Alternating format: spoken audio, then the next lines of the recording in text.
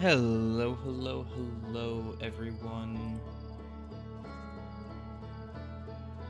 Let me go ahead and get these posted.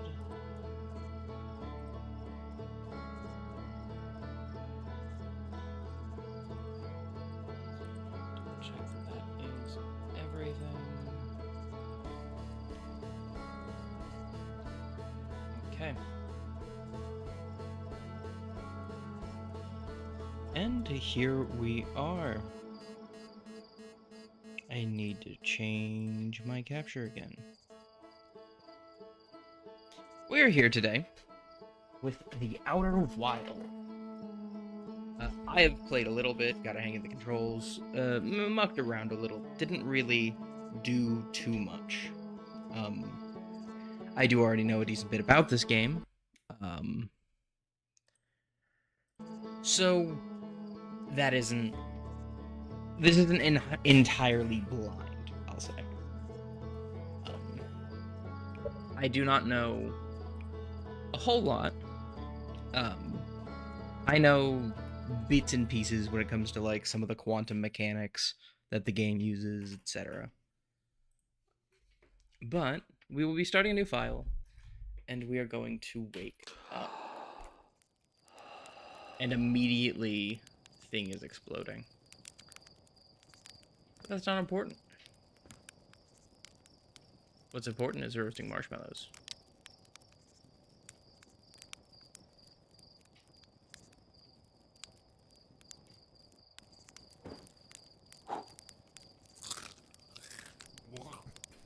Oh, that was a failure. There's a pilot, back from your pre-launch campout under the stars, I see. So it's launch day, eh? Seems like only yesterday you joined the space program, and suddenly you're here. Leaving on your first solo voyage. What do you say? Ready to get this beauty off the ground? It's all fueled up and ready to go. All systems go. Ready if you are. You sure you fixed the retro rockets? It was only a problem one time, and then maybe a few times after that. But hey, no reason to dwell on the past, right? No, I think if you have failed retro rockets on your spaceship, yeah, that's a good thing to dwell on. You know, get those fixed, probably. Anyways, you'll need to get the launch codes from Hornfels at the observatory before you can lift off. Just bring those here once you've said your goodbyes or whatever. Fair enough. So this takes us up to the launch platform. We cannot use that yet. I will say, it is weird, this game, having the jump feature be based on, like, release instead of press. Hey, it's you! Slade said you're blasting off in your ship today. Really excited to see the launch. Aren't you going into space? Aren't you gonna go into space? Better not have changed your mind. Still going. Want to practice with a pro before I leave. Here you and Slate beefed up the model ship. Can I see it? Yeah, we recalibrated the controls and installed better thrusters. Want to give it a test drive? Slate says it's just like the real thing, only less likely to start a fire. Try to land it on one of the geyser pools. Whee! Okay, yeah, that's... Yeah, so one of the things I learned is shift is up.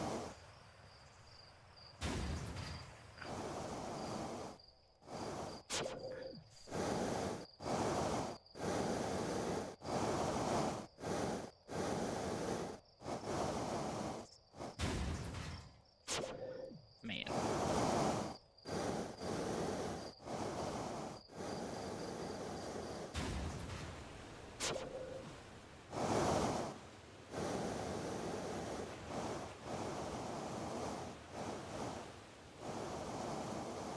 You're right there, come on.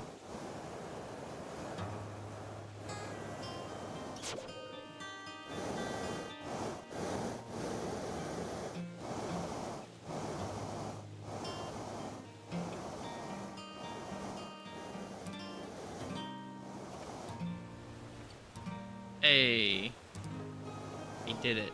Can I get it? Whoa! Okay, goodbye. Go into space, my friend. It's where you were meant to be.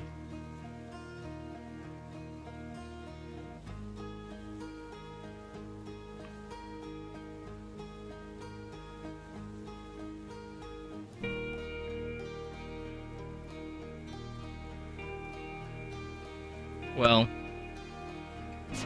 talk about getting sidetracked. What a landing. Guess that's why Slate let you fly the real thing, huh? I thought there would be some kind of reward. It's like a reward. Oh yeah, F is flashlight, Y is signal scope. Oh, you can zoom in.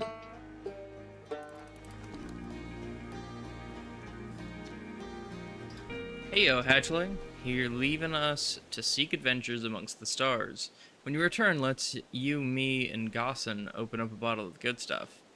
Only seeking adventure amongst one star, actually. Other stars are too far away. Good stuff is less delicious sap wine and more daunting digestive challenge. Just the one star, actually. Another metaphor ruined in the name of scientific accuracy. Nevertheless, I do hope you enjoy your travels. Good luck.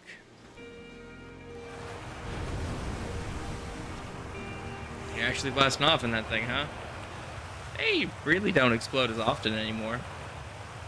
I'm told my odds of survival are statistically quite high. The space program's certainly come a long way. I should probably thank you for causing fewer flash fires than your predecessors. By the way, good luck with those retro rockets. I'm worried about these retro rockets.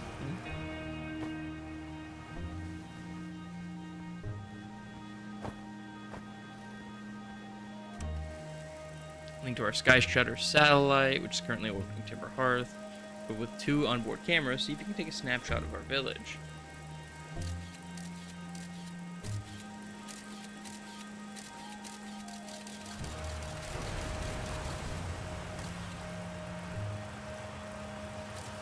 Are we gonna see the village?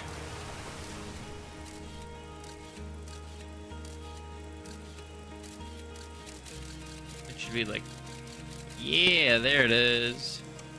There's the village. There's the little camera.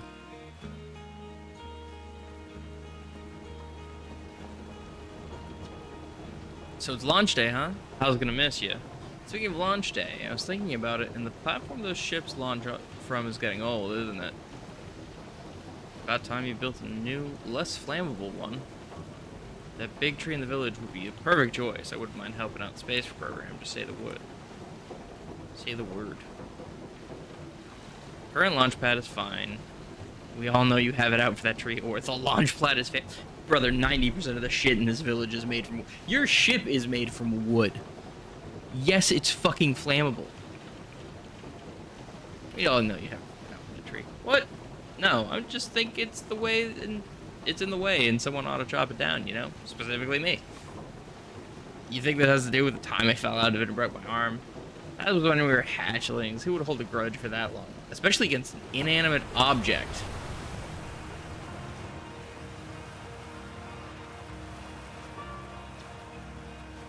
Hello there, Space Cadet. I hear you're leaving the crater today. If you meet any other travelers up there, remind them to take proper care of their instruments, won't you? Tell me about the travelers' instruments. Oh, I made all their instruments, you know. There's Chert's drums, Rybeck's banjo, and Gabbro's flute. Feldspar's harmonica, of course, though Feldspar been missing for a long time. Sometimes it feels like just yesterday when they were playing their harmonica around the campfire. Anyway, you hear music in space, that'll be one of the space program's other travelers. If you feel like company, you can always pull out your signal scope and track them down. So, I know that's what the Outer Wilds adventure frequency is.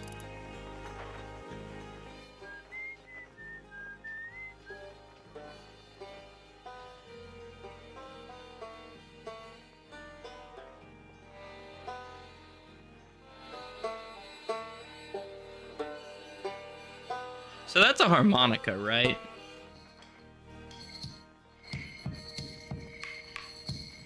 That would be drums. There's the harmonica. That would be a banjo.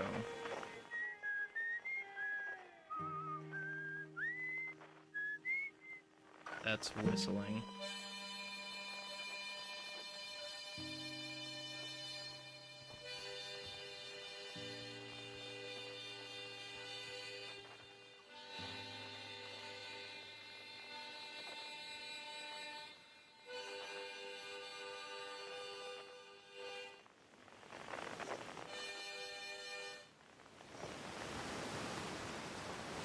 Just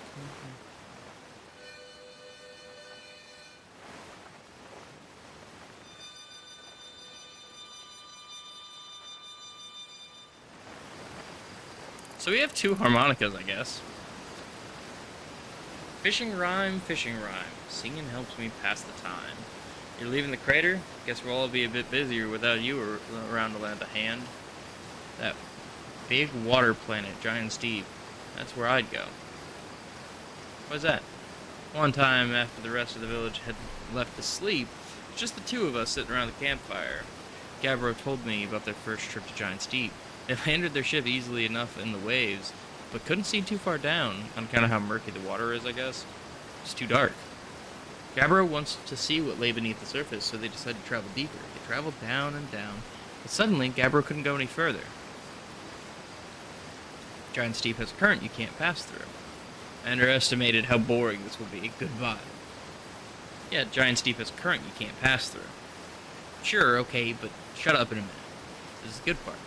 As though exercising a will of its own, the water was refusing to let Gabbro go any deeper. It held Gabbro back, almost as if it were trying to protect them from something. Then, in the terrible darkness, Gabbro saw it. The tentacle of some hideous beast. Is that true? Heard it from Gabbro himself. Gabbro can be a little fanciful, sure, but they aren't a liar. I mean, probably anyways. Guess if you want to know the story is entirely true, you can go to Giant's Deep and see for yourself. Interesting. Interesting.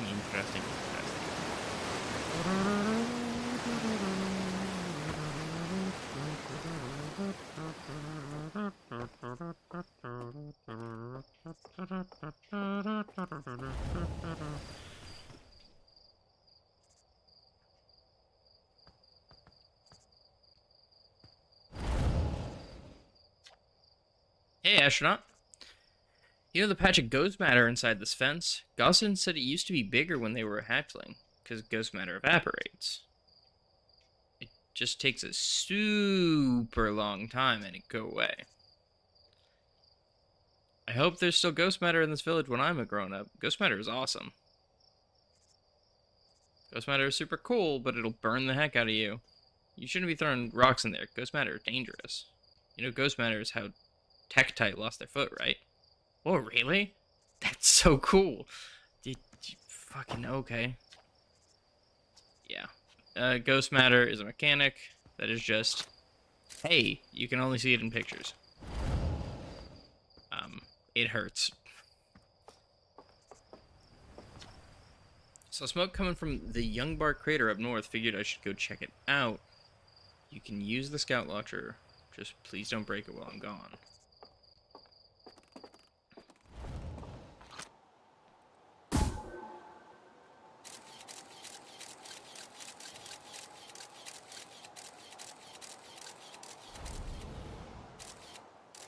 Can we see the crater?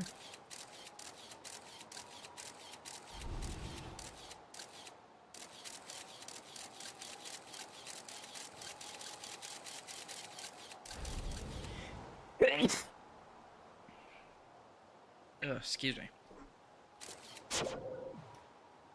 Thank you.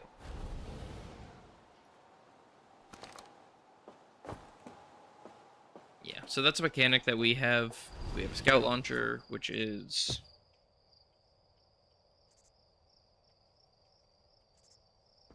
Well, we have our suit on. I think it's like Q. Oh, hello, astronaut. This is good weather for your launch, right? That's lucky. Any good sounds from space? There are. My signal scope is set to the outer wild venture frequency, so I'm listening to the traveler's music. Last night I heard Rybek's banjo coming from Brittle Hollow. I hope that means they're safe. I can hear different planets, too. It depends on what time of day or night it is, since different planets are in the sky at different times. Makes sense. Signal scopes are cool. They indeed are.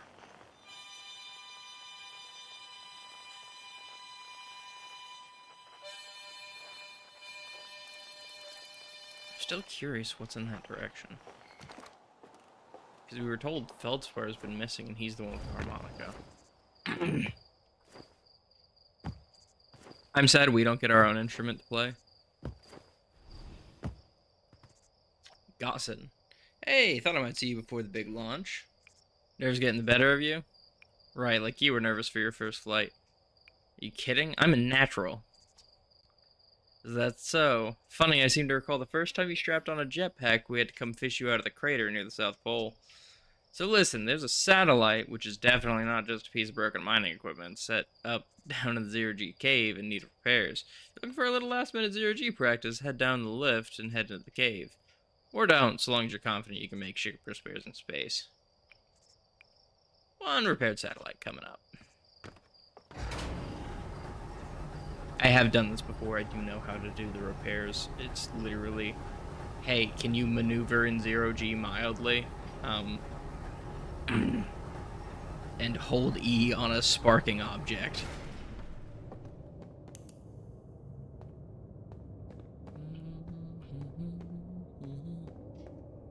Zero-G cave, Zero-G cave.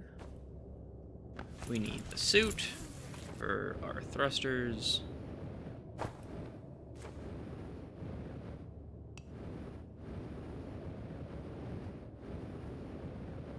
And here we are.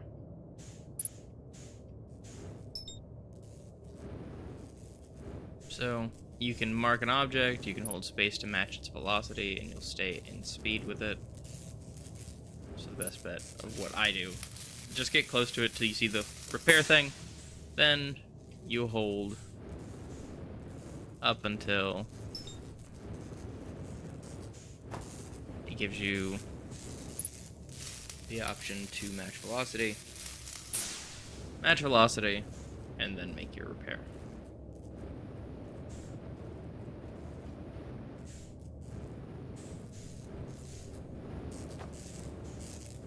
I will say, it is weird getting used to the shift for up, control for down. Like, if it was space for up, control for down, I'd feel like that would make more sense. But because you have to use it in tandem with, like, certain jumping mechanics, they can't do that. Yippee!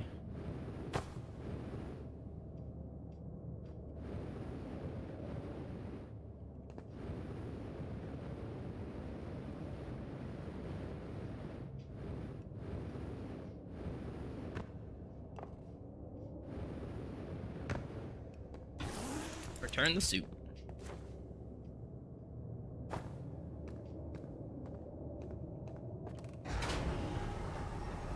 So that is one repaired satellite. Definitely not mining equipment. Definitely not mining equipment. But upward we go.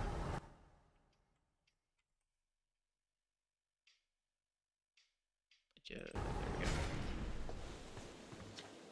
Nicely done. Of course, it'll be a little more stressful when you're hurtling through space, but remember your training and try not to hit anything big. I can see you're itching to get off this rock, so go get the launch codes from the observatory and get out of here already. Best of luck out there, and hey, try to avoid getting yourself killed now that I've put so much time into training you. Got it? I will do my best. I will say, there is one big detail, that is unknown currently. But we'll find it out in a minute. It is kind of the big gimmick of this game. What you are ultimately working towards. So, you are a race that I don't remember the name for.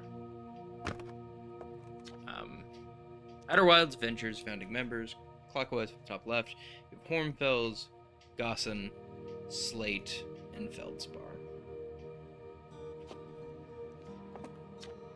Big thanks to the founding members. Outer Wilds Ventures, Timberhearth's first and only space program, was founded to explore the farthest reaches of our solar system. Feldspar was the first Hearthian to be intentionally, not internationally. That is definitely not the word that I said. Launched into space. They completed the first orbit around Timberhearth and later made the first of what would be many landings on the moon, the Rourke. Yeah, so you are a Hearthian. These things are the Nomai. And they are important and weird. This remarkably intact statue was carved by the Nomai, an ancient species who dwelled in our solar system thousands of years ago. The statue provided us with the most detailed look at the Nomai, who appear to be covered in a layer of fur. Note the decorative jewelry that has been carved as part of the antlers. Although their artifacts and structures have been found in almost every planet in the solar system, we still have no idea where this species came from or what happened to them. Yeah. Interesting dudes. We see some of their skeletons and stuff as we explore. Hey, it's my favorite astronaut. Launch day at last, huh, buddy? It's the Translator's Tools inaugural flight 2. I'm so excited, it's making me nauseous. Just think, you'll be able to translate any Nomai text you want, anywhere you are. The two of us put a lot of hours into inventing that tool, so don't break it, okay? Oh, jeez, don't break it. Ignore me, I'm just nervous, and I'm not even the one going into space. How are you feeling? From everything I've heard, I'm terrified. Don't let me make you nervous. You've been training for this day since we were hatchlings, remember? You'll do great, I promise. So what's the dirt? You here to see the Nomai statue? New statue? You haven't heard? Gabbro brought it back with them from Giant's Deep, and Hornfels just finished prepping it for display. This is it right here. Neat, huh? Makes me wish we could see what a real-life Nomai looks like. But I guess this is the closest we'll ever get. Check it out. Looks like they had fur. Fur is weird. Fur is, in fact, weird. This is the first fully intact statue ever found, you know? And for how old it is, it's in great shape. I got a little carried away there. Go on. You have your ship to launch. Take care of yourself out there. More space. These travel with the moon. So like right now the moon is on that side. And then soon, as it passes overhead, it'll be on that side. So this is what I mean when it came to quantum things. They stay in one place while they are being observed. But yeah, you can see the things here because you just saw the moon go overhead. And there it goes. But now it's in the middle. And now it's on the left. And now it's back in the middle. And now it's back on the right. Or left, technically. Stars like our sun generate light and heat by fusing hydrogen into helium. As it grows older, the star runs out of hydrogen and starts to contract. I was gonna say, do you want... Oh, this is just displaying the sun at different stages. The star's core contracts. It gets hotter, causing the outer layers to expand. The star becomes a red giant. When the core is hot enough, it starts to fuse helium into carbon. If a star is massive enough, it'll continue to fuse carbon into even heavier elements like iron. Ultimately, the star will collapse under its own gravity and then explode in a violent event called a supernova. Based on Church's observation, this will one day be the fate of our own sun. Oh yeah, these let you, like, stand on different things.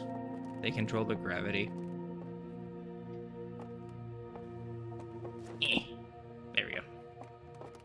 We have a little Space probe. The Nomai technology, brought back from space by our astronauts, has been a great boon to outer world adventures, allowing us to modify expedition gear in exciting and useful ways. For example, the Little Scout now boasts a warp retrieval capability that allows astronauts to recall their scouts almost instantly. This has dramatically reduced the number of scouts lost into the depths of space. Yeah, here's one of the Nomai skeletons. You can see they have 3 eyes and antler-like structures. What you see here are parts of the Nomai skeleton.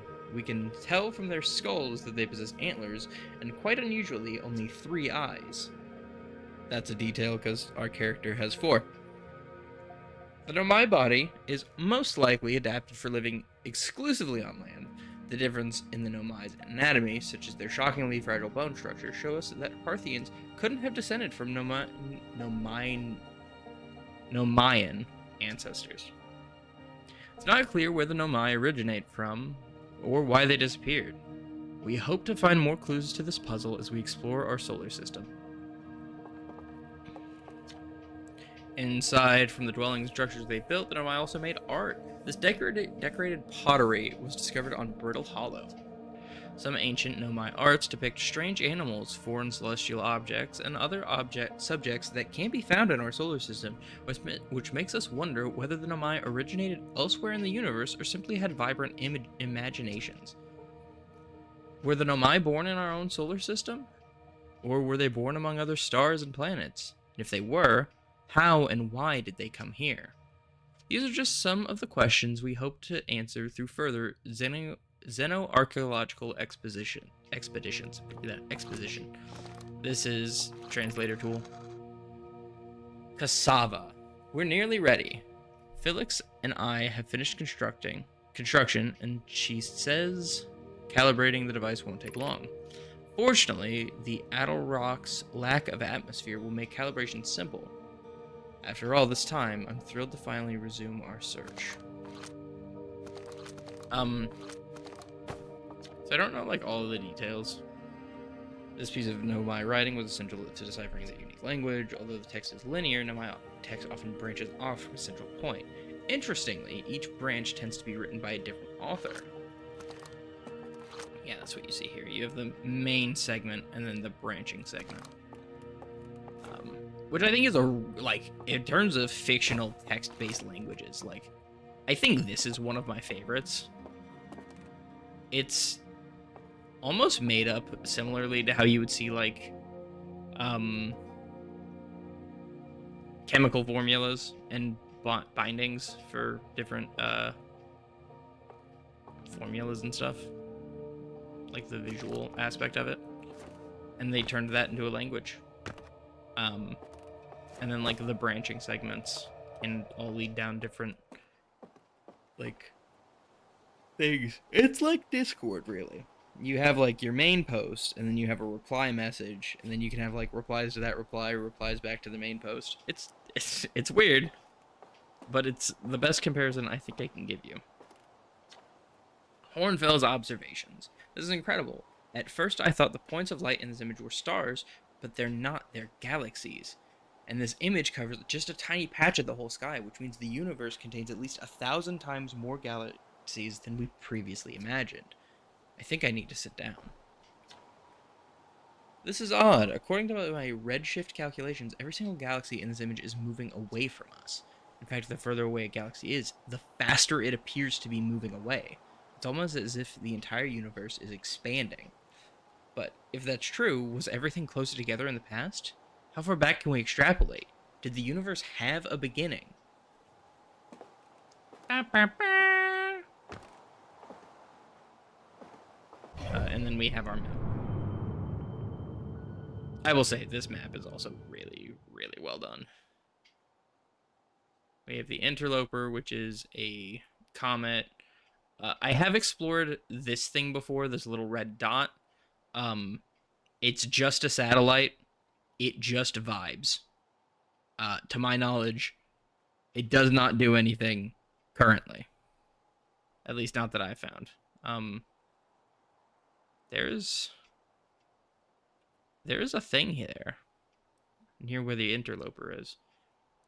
We have the Dark Bramble, Giant's Deep, Brittle Hollow, Timber Hearth, the Hourglass Twins, which is Ash and Ember, which have this fun thing. I've not actually explored that planet yet, but I do know a little bit about this one. If you look, I can zoom in, I think. One has sand, and one is mostly craterous, and they swap that sand with each other in their orbit. Um, oh, there's a thing on the sun. I'm not gonna be able to get on that, I think. I'm going to like I might be able to, but I will definitely fly into the sun trying to reach that. Um, but they swap the sand back and forth over time, which is why they're called the Hourglass Twins. Were that not obvious? And now it's time to talk to Hornfels. There you are. I just finished pre-flight observations and local conditions are good. Time to get our newest astronaut off the ground. You'll be our first astronaut ever equipped with a Nomai translator tool. I confess I've been giddy all day just thinking about it. We're better equipped than ever to unravel the mysteries of the Nomai. You and Hal should be very proud of your work. Tell me what your plan once you're in space. I want to learn more about the Nomai. I might have guessed as much. No sense making a translator tool if you're not going to use it to translate anything. We barely scratched the surface of the Nomai riding in our solar system, so we still know very little about them. No idea if they originated here or traveled here, or why they disappeared. That tool of yours should prove indispensable in solving the mysteries of this ancient species. Well then, looks like all that's left is send you off. After all in all, it's a fine day for a launch. I'm ready to die in space. I'm not one for superstition, but isn't that kind of unlucky to say before a launch? At any rate, here are the launch codes. Try not to worry too much. Our ships are every bit as safe as Slate could be persuaded to make them. The fact that he had to be persuaded to make them safe is a problem. How's it going, Spec? I hope you're doing well today. Best of luck out there. Let me know if I can help you with anything. Tell me more about Feldspar. One of the 4 founding members of the Outer Wilds, along with our flight coach, Gossin, Slate the engineer, and me. As ground control and later the museum curator, I didn't work with Feldspar as closely as Slate and Gossin did. I can tell you Feldspar was absolutely fearless, though. Nothing scared them. Test piloted everything Slate ever built. It's a wonder Feldspar lived to see space, frankly. But they did. Flew all sorts of dangerous stunts and explored everything they could find. You're eepy. Decent chance you just leave stream in the background and go pass out. Hey, that's on you. Go get your rest. EP is important. And then one day, they just didn't come back. We don't know what happened, or where Feldspar went, or even whether if they're still alive. It's been a long time since they left. Is there something you needed? What about the other travelers? Let's see. Chert is on the Hourglass Twins, Ryback is in Brittle Hollow, and Gobro is in Giant's Deep. And then there's Feldspar, obviously, but we don't know where they are or if they're even alive. Felspar's been lost for a very long time, I'm afraid. That's everything.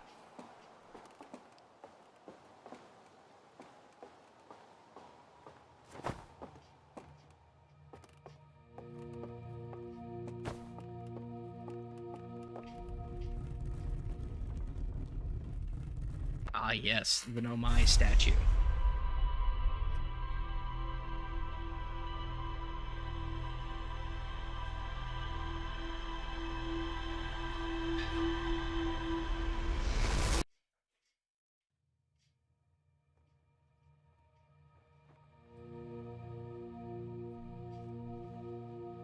Apologies.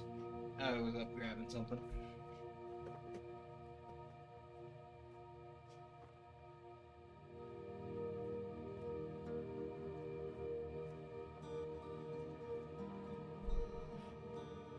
You know, I'm curious what that launch code is in Morse code.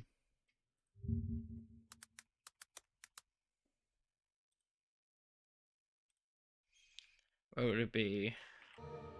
Dash dash is M dash dot dot d dash dot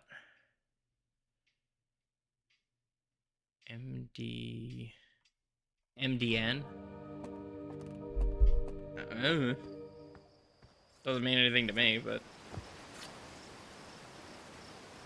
hey, so did you get a good look at that Nomai statue? It looked at me and opened his eyes. The statue was doing what? So its eyes open, you saw images from your own memories, glowing lights flying around. Like a hallucination? Listen, no offense, but are you sure you're okay to launch? I mean, medically speaking. No, that statue's definitely weird. And if you're saying it happened, then I guess maybe it did, but why? Hornfels tried everything to get the statue's eye to open, and nothing like this ever happened to them. I don't think you're going to get any answers from the museum statue, but Gabbro said they were going back to Giant's Deep. I don't know which island they're on, but maybe they'll be able to tell you more. On the other hand, Gabbro's Gabbro, so maybe you'd be better off searching for more info on your own. Man, I'm jealous you're going into space. If you can use our translator tool to find out more about the statue, okay? Good luck and safe flying. Wonderful.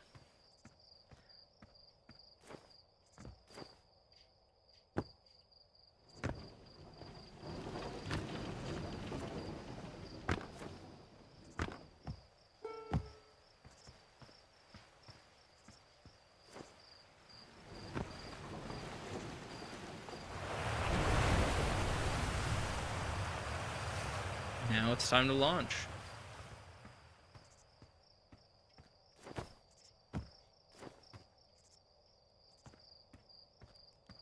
Not this way. It's this way.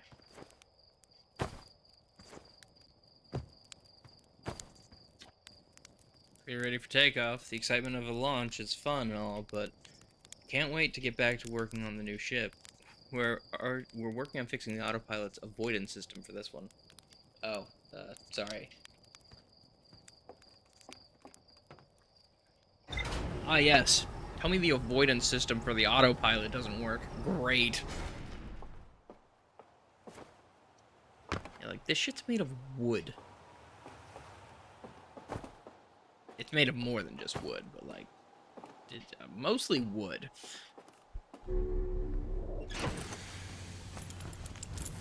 Suit up.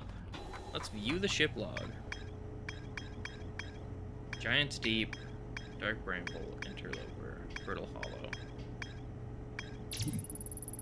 Timber Hearth. We've got the village, and we've got the ZRG cave. Lunar Ruins. And then we also have a rumor mode. This, as we explore, will tell us, like, hints, like, hey, Hal says Gabbro went to Giant's Deep to try to learn more about the Nomai statue in the observatory.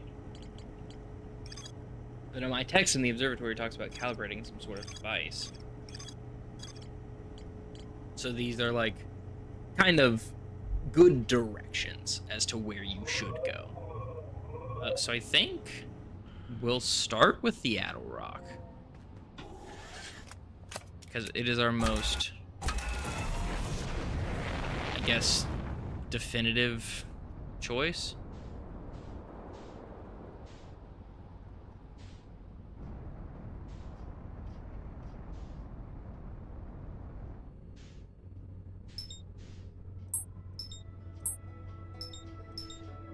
Why does this one not have a...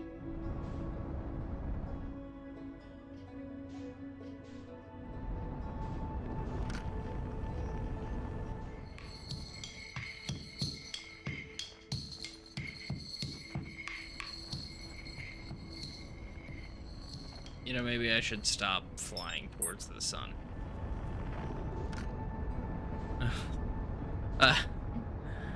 You know, just maybe a bit.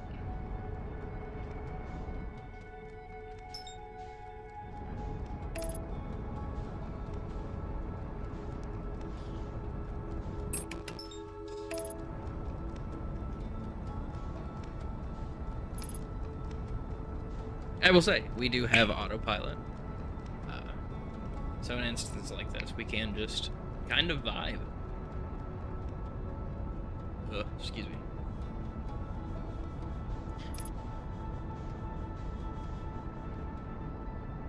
Hey, the retro rockets seem to work.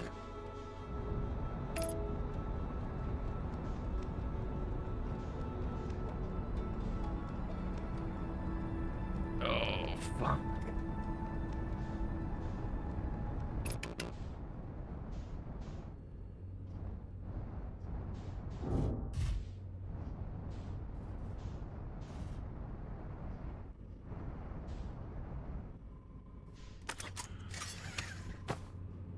I think we are landed.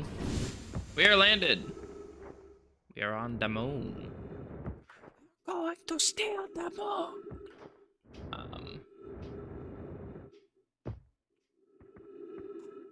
I will say, in my other playthrough where I just kind of fucked around a bit, I have not been here.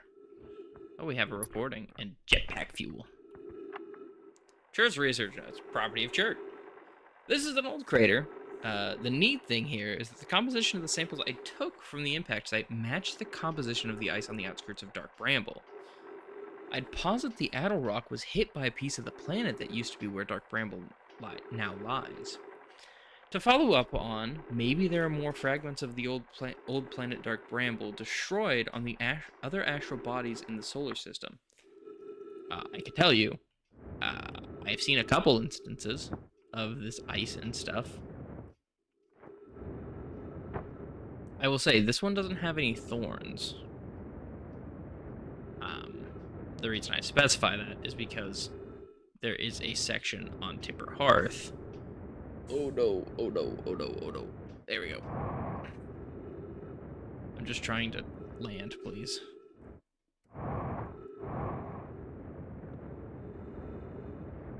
There's a segment on Timber Hearth, that smoking crater that was mentioned prior, that does have,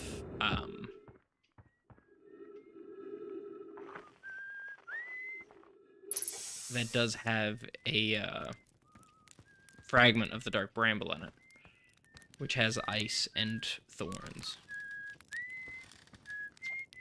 Oh, hey, it's you. Ground Control didn't tell me you were launching. Long time no see. Actually, I guess it's been a long time since I've seen anyone. Seems lonely up here. Why don't the other travelers come by? Lunar Outpost saw more traffic back when our ships were less sophisticated and needed more frequent repairs. Nowadays, it's mostly used to keep a set of eyes on things. Sometimes Jerk comes by to say hi, but Gabro's Gabro. You know how Ryback feels about unnecessary spaceflight. Don't go, anything else you wanted to ask? Was that you whistling? Probably, or actually, definitely. The other travelers carry instruments, so they don't bother whistling. You can pick up their music with a signal scope. Best spot for that is the North Pole. Great reception. North Pole is marked in red on your mini-map, but the Addle Rock's a pretty small moon. Really, just go north, you can't miss it. Talk to you later. Oh yeah, let me just mark Esker on my signal scope.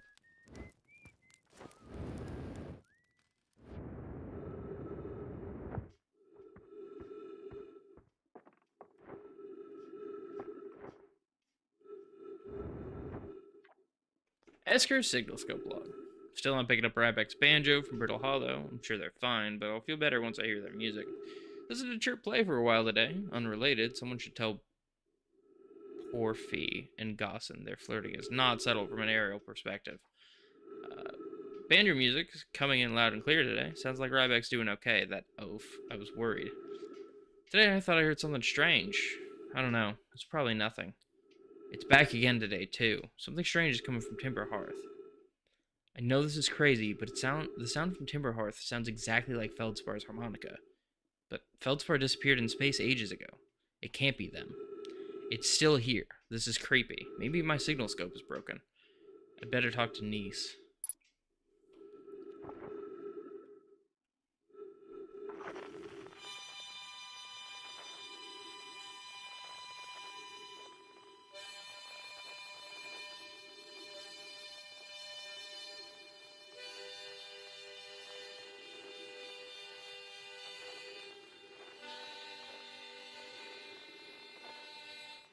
You know, maybe we should go check out that signal.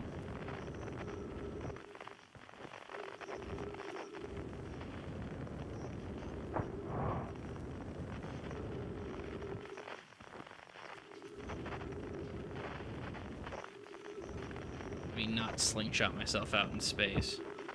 There was another thing over here, wasn't there? Yeah. Oh, the Nomai ruins.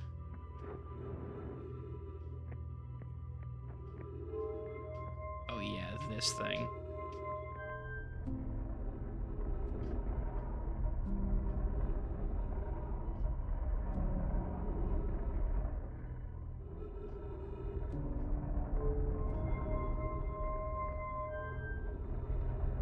Yeah, so these mechanics are interesting. Based on where you are looking, you can tune this into different things. So it seems like these are different planetary symbols. I think this one's Giant's Deep. So it should go right over here. Yep.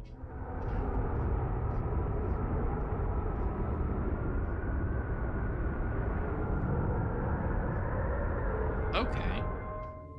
So we also get sound from the planet. At least some amount of it. This would be Brittle Hollow.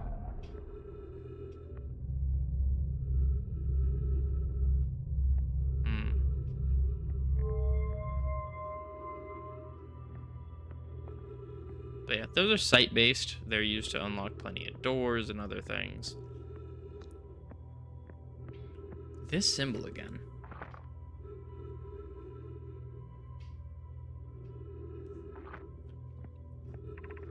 I was upstairs testing the eye signal locator, and it can hear and follow the signals from the sun, Giant's Deep, and Brittle Hollow. Hey, I was right. However, something strange is happening when I asked the eye signal locator to follow the eye signal. The device indicator rotated wildly and never points in one direction. I see. Most likely calibrated the locator incorrectly. Privet and I will make adjustments and try again. An update. Disappointingly, everything is correctly calibrated. It saddens me to posit this, my friends, but I believe this locator cannot detect the eye's signal. We would need to build a more sensitive device if we want to locate the eye of the universe. Then we will build it. Don't lose hope, Cassava. Our search for the eye is what brought our clan to this place. We won't give up so easily. So the Nomai are seeking the eye of the universe. This is a curious result. It's possible the eye has stopped calling out its signal. And that is what this symbol is as well.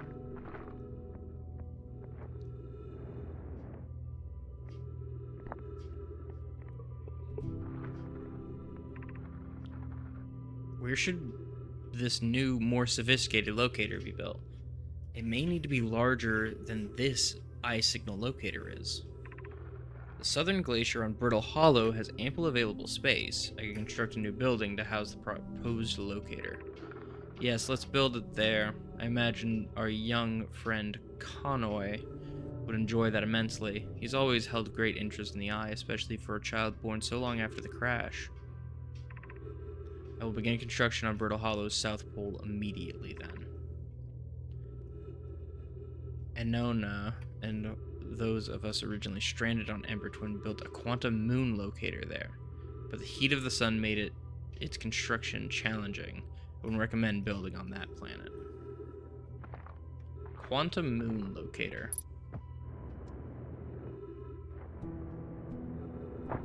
I think that's everything we can get from here. Oh, there's a log here.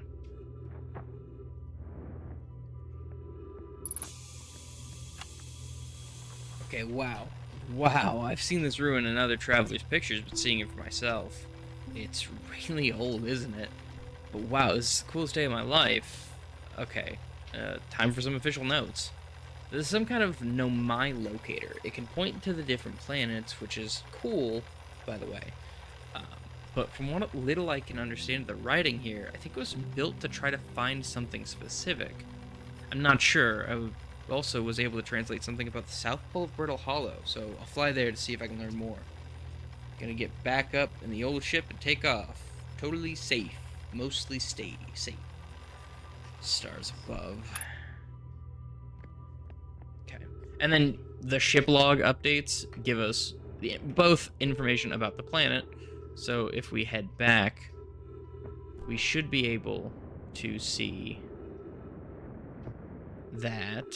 Da, da, da, da. We have now more things.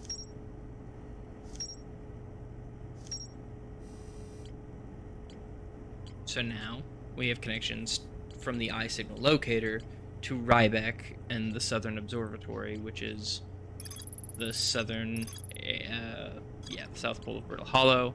We have the weird harmonica signal somewhere on Timber Hearth. So we're gonna go chase down that harmonica.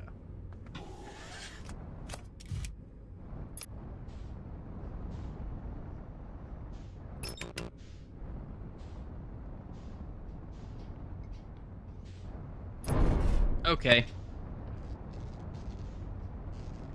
Thank you, Moon, for just saying Ayo. What's good with it?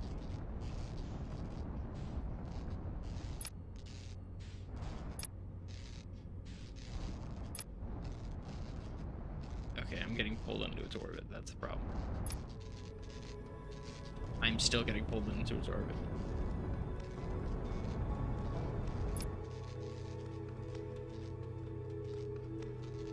I think I'm just going to be getting pulled into its orbit. I don't think I have a choice.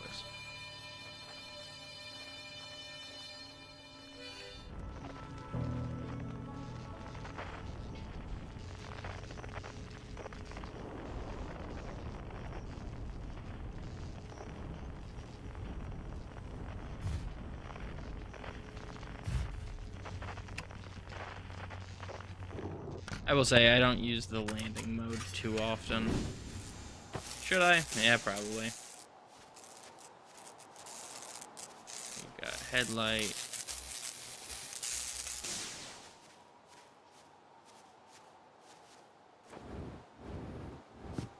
What?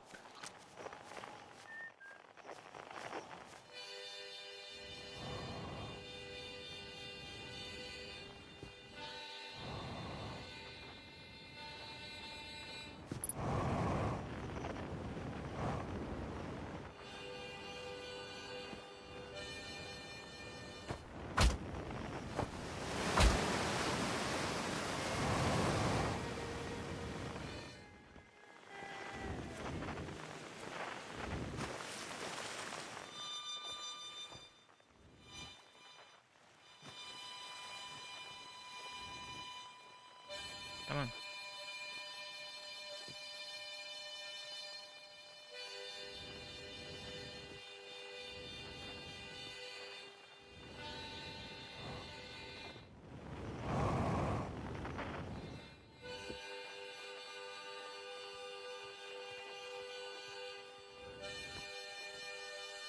Ah.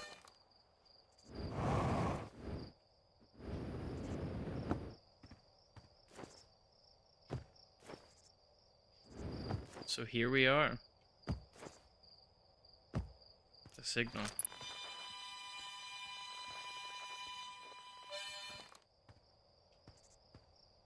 This is also what Tektite came to explore. Thought you were taking that tin can of yours into space today. What are you still doing here? I saw something crash over the horizon and didn't like what I was seeing and the pictures my little scout was sending back, so thought I'd come over here by myself and take a look. Is that a dark bramble seed? Think so? Nothing I've ever seen on Timber Hearth before, so you're probably onto something. Whatever it is, put roots down in a hurry. I don't like the look of this. And that's a fact. I think I'll set Marl and Hall loose on it. Best get rid of this mess sooner rather than later. No one can remove an unwanted plant faster than a tree keeper can.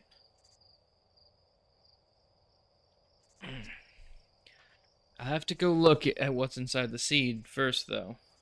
I don't want to set anybody up set anybody to hacking up a potentially dangerous plant without a better idea what's lurking inside there. Tough can help me haul the old scout over here. Obviously, the opening is too small for someone to fit inside. And anyway, it's not going to blindly stick my hand into anything that looks as unpleasant as this seed does. That's a good way to lose an arm or two. Or, I have one.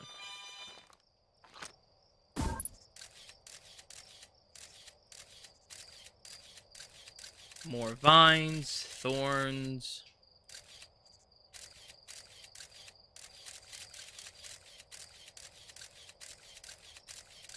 That is an anglerfish. And another seed.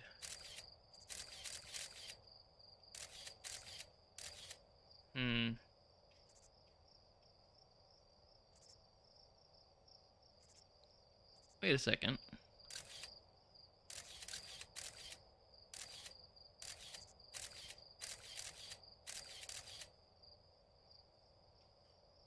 That looks like a campsite. There's a giant anglerfish, a campsite.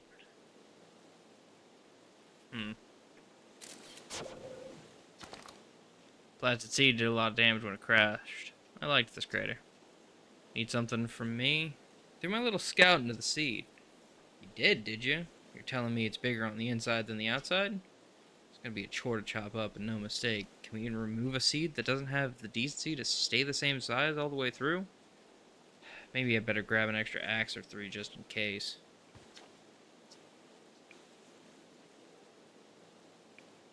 You sure there's seed in from Timber Hearth? I think we can already posit that one. My signal scope is picking up a harmonica inside the seed. Inside the seed? Don't know what to tell you. The only harmonica player I know is Feldspar, and they disappeared ages ago. Don't go telling Niece.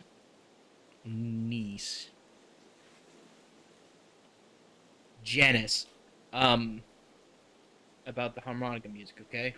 They'll never let me get rid of this damn seed if they suspect it has any musical talent.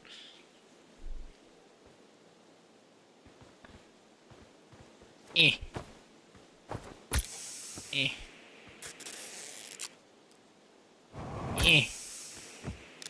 Yeah, I can't get through it. Worth a shot. How to get back to my ship?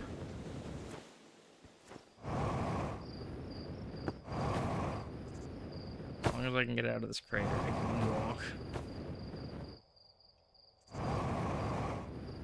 The sun's looking a lot more red. That's worrying. That would be dark bramble, I would assume.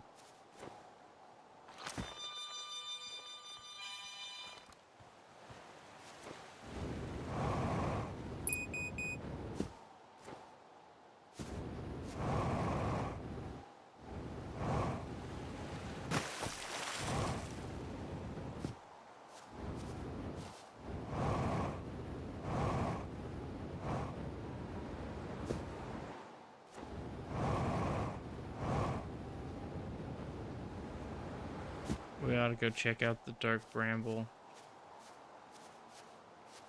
There's that thing as well.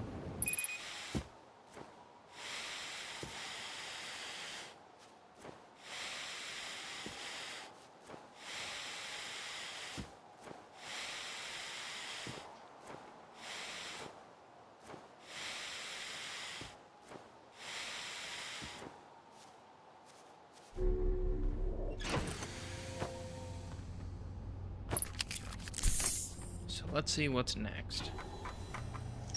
Dark bramble seed inside the seed. When I launch my scout into the seed that crashed on Timber Hearth, it ends up in a much bigger space filled with fog and thorny vines.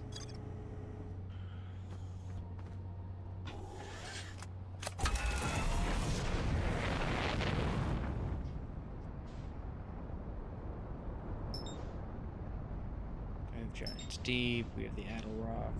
There it is. Dark bramble.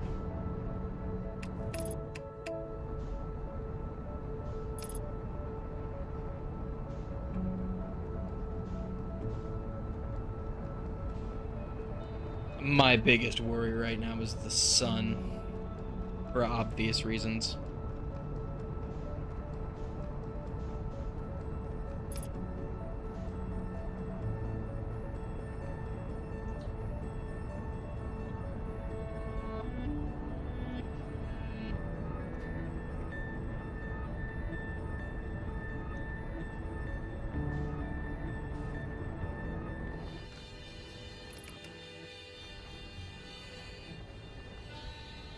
Don't tell me it's straight into the center of this damn thing. Oh.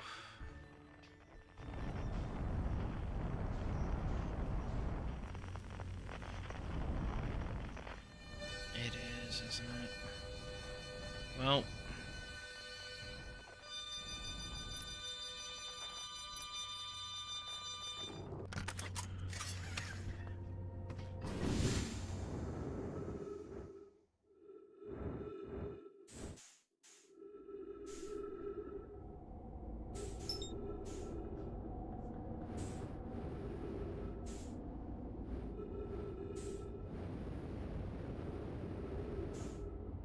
You know, maybe I should just stay in my ship.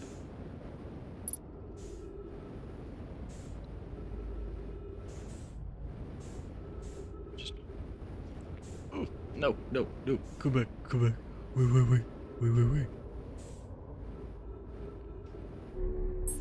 Okay.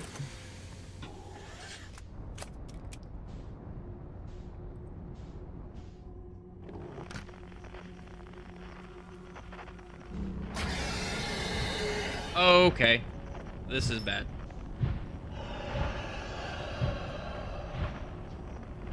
Oh, this is very bad. You know, what if I just fuck off? I would much prefer that option. Okay. I fucking... Cool! Oh, I fucking died! I'm not surprised. I was trying to get just enough of a lead on it to just ditch the ship and let it have its way with it. That was not a fucking option. So, here is the gimmick of this game. When you die, you reset. Back to our night under the stars. Still have the launch codes. Just get ready to get this thing off the ground. Ship's fueled up and ready to go.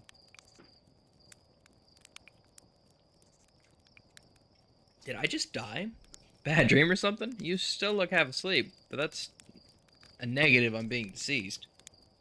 I know it's tradition to sleep under the stars the night before launch, but if you ask me, it makes you all a bit jumpy. What else should I do before liftoff?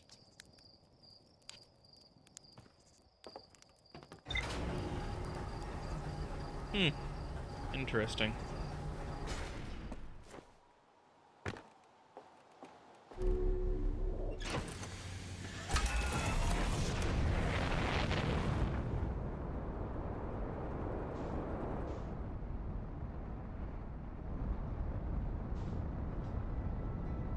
There it is.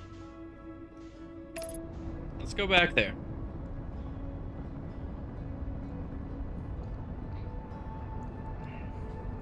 There was another seed at the center of it.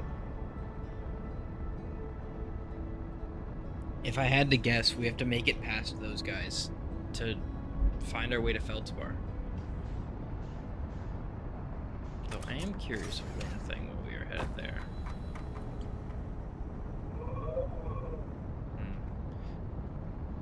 Yeah, going there didn't provide any new information. Excuse me.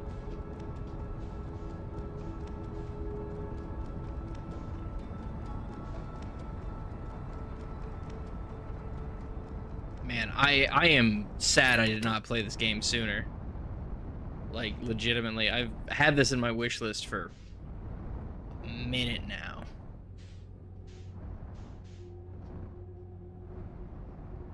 So before we get too far, use the signal scope.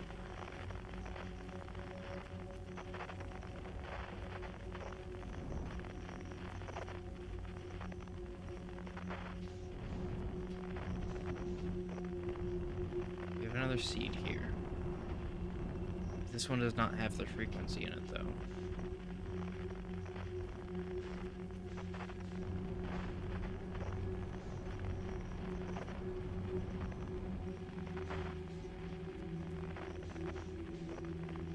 Is it gonna be another fish? It's another fish! God damn it. Well. Goodbye. These damn fish! So I need to find whichever one has the frequency coming from it. That would be my logical guess. Or I go towards the red one. Because so far, we've only seen these motherfuckers have white lights. Okay, so everyone else saw that celestial body just disappear, right? That wasn't just me.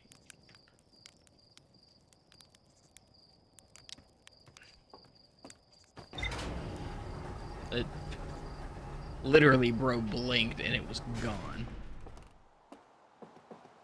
Hey, there's a thing around there.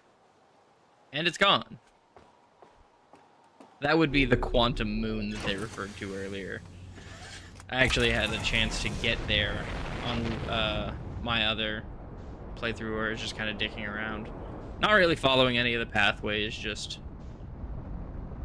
generically exploring.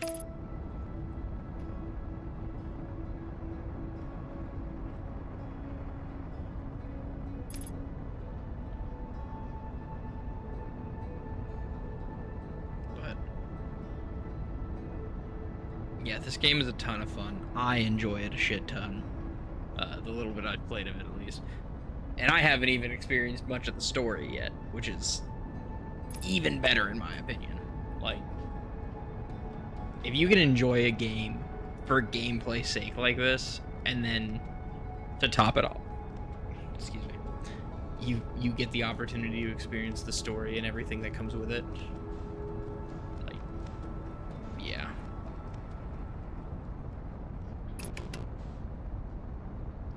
In we go. Let's go.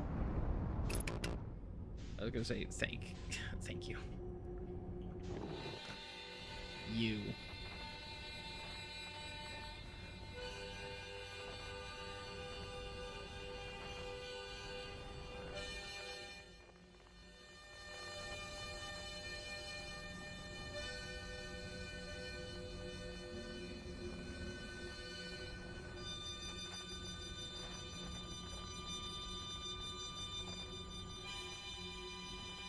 Oh, I don't like the look of this.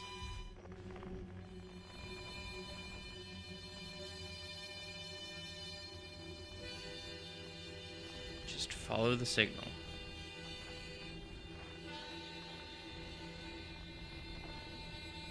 That's all we've got to do. Just follow.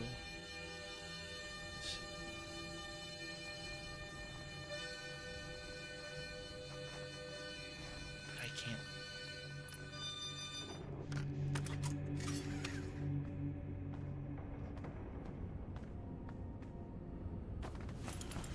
Probably important I have my suit.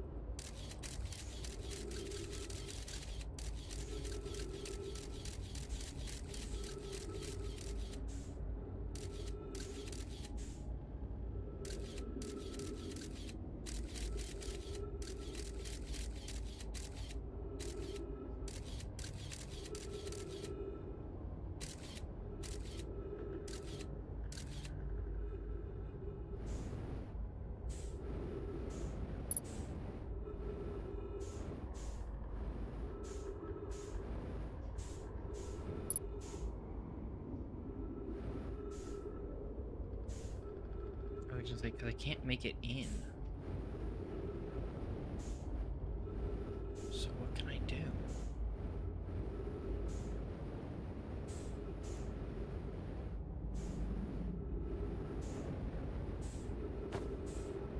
We have 2 duplicate signals.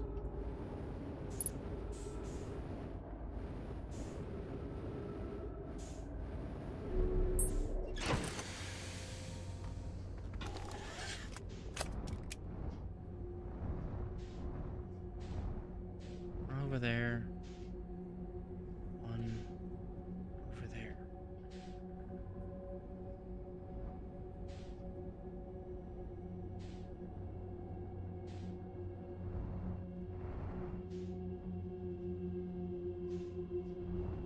Let's go this way.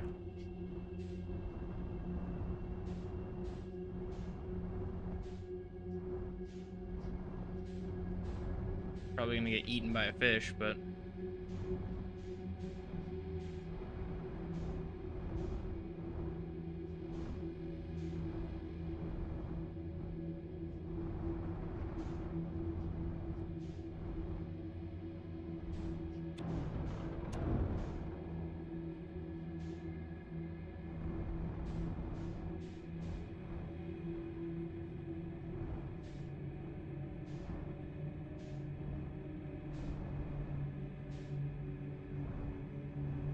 Oh, wait. No. I found it.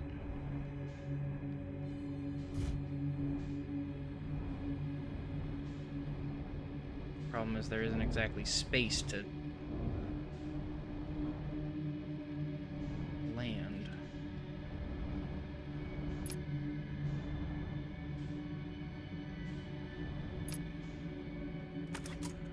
I don't like the blue flashing light.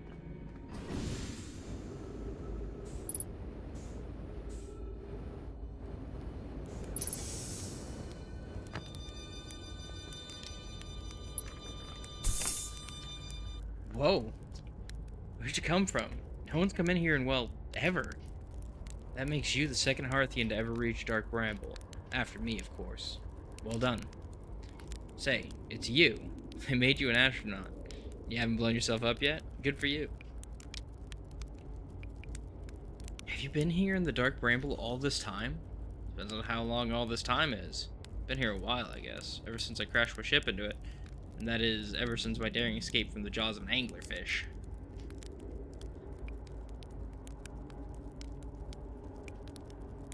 Tell me more about your flying prowess. Ah, you flatter me. I like it. The story goes like this. I had just finished exploring the core of Giant's Deep, and I wanted to try my hand at Dark Bramble, seeing as no one had ever been before. Getting around in Dark Bramble was easy, mind you. Once you've dodged one massive interdimensional vine bristling with thorns, you've dodged them all. After a while, I run into this huge anglerfish. You've seen them. Big, gnarly things. This was the biggest one I've seen. Pulled a few stunts trying to shake the thing off. Nothing too fancy, going full speed when the fish clips me. Knocks me into a vine, and like I said, I crash. On impact, my ship starts making a noise like it's coming apart from the inside, and I think, well, this ain't great. Sure enough, I barely get out of there before the electricity system starts sparking like crazy. It's either move fast or die unpleasantly, so I had to put a little distance between me and my poor fried ship.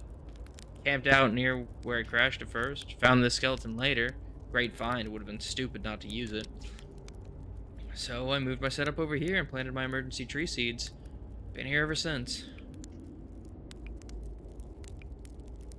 No wonder there's so many stories about you back home. You're not half bad yourself making it here in one piece. Anyway, that's how it all went down, hatchling. Story's over, but feel free to stay and enjoy the fire a while. Or don't. Fire's not going anywhere. Anything else you want? You reached the core of Giant's Deep. How'd you do it? Shouldn't I tell ground control to come get you? Well, yeah, sure. Whenever you have the time. Frankly, I kind of like it out here. Quiet. Peaceful-ish. You're a little young to understand, but it's a lot of pressure being the best that there ever was. Been nice to have a break.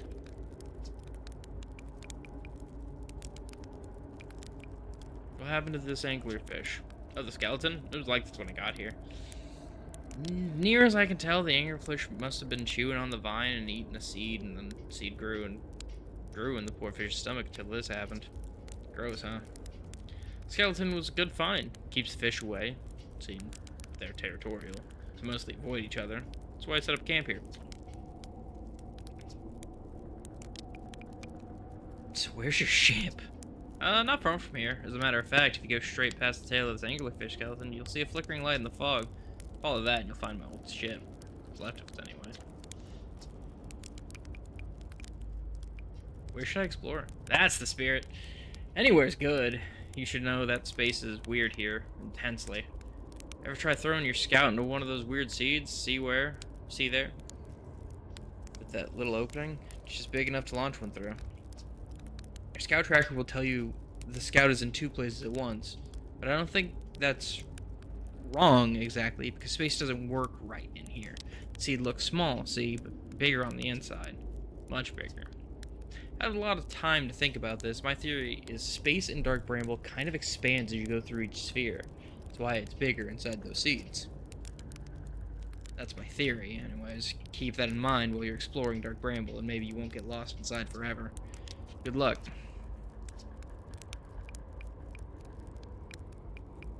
You reached the core of Giant's Deep. How'd you do it? Giant's Deep's core, huh? That's a wild one. Since you're asking, I gotta assume you haven't made it down there yourself yet. To tell you how, kind of feels like cheating. On a completely unrelated note, sure was a big hollow vine my ship crashed into. Yep. If I were you, go take a walk, see where it ends. Want to go to the tail end of this anglerfish skeleton here and look for a flickering light on fog. That's my old ship. Path starts there. Found something. Found a dark bramble seed on timber hearth. That's bad business. As Chert will tell you, if you so much as glance in dark bramble's direction, there used to be a 5th planet where the bramble is now. This infernal planet appeared at the center and kept growing and growing and growing until it shattered the planet, scattering its pieces across space. If we don't get that seed you found sorted out quick-like, I suspect Timber Hearth will be headed towards the same fate. Tell you what, we Hearthians have overcome far too much to be done in by some worthless seed. I'm good.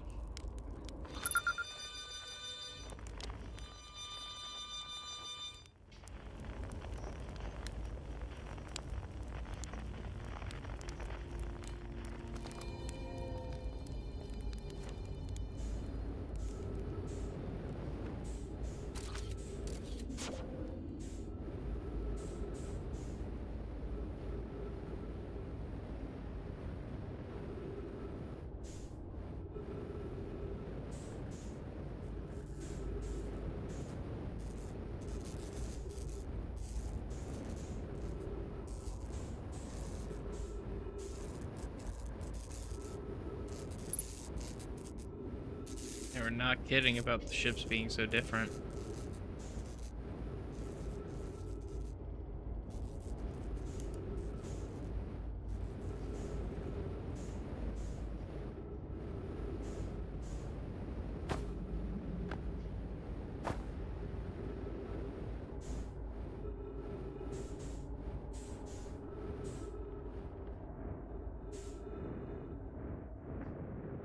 Oh, we have gravity now.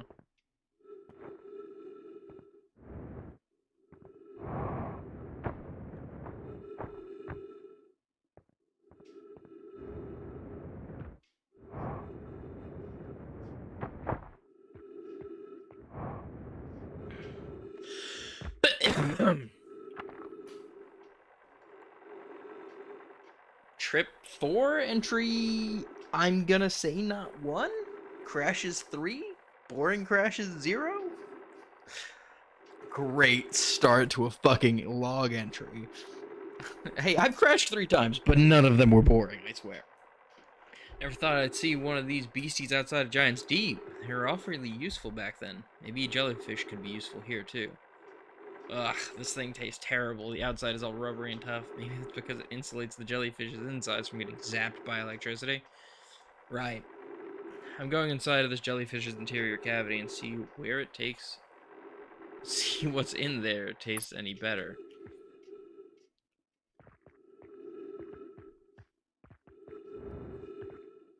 It's a canteen.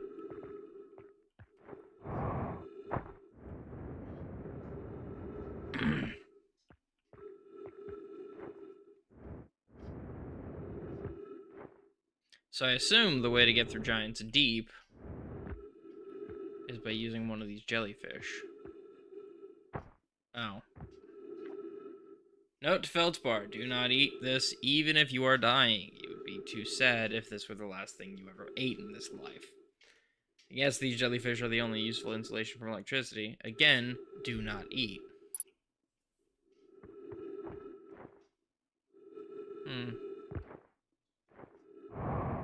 Interesting.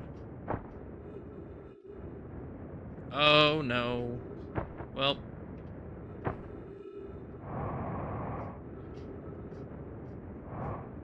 Nope, we're not going back in there.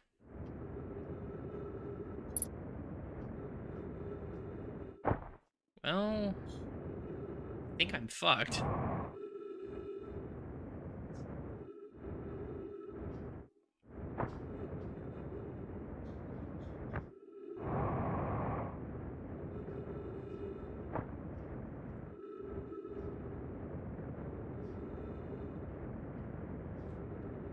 No.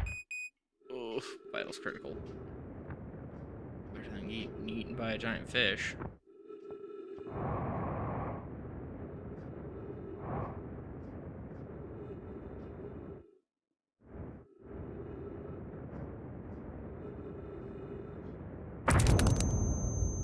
I didn't even hit the ground that hard. That's some bullshit.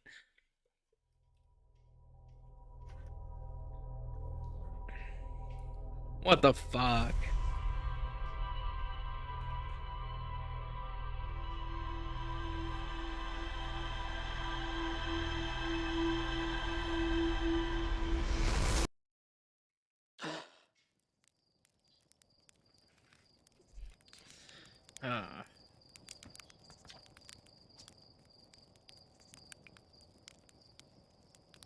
You're lucky I'm in a time loop, because otherwise I'd be super deaf. And you're lucky I don't have you grounded for medical reasons, because I have no idea what you're talking about. Fair enough.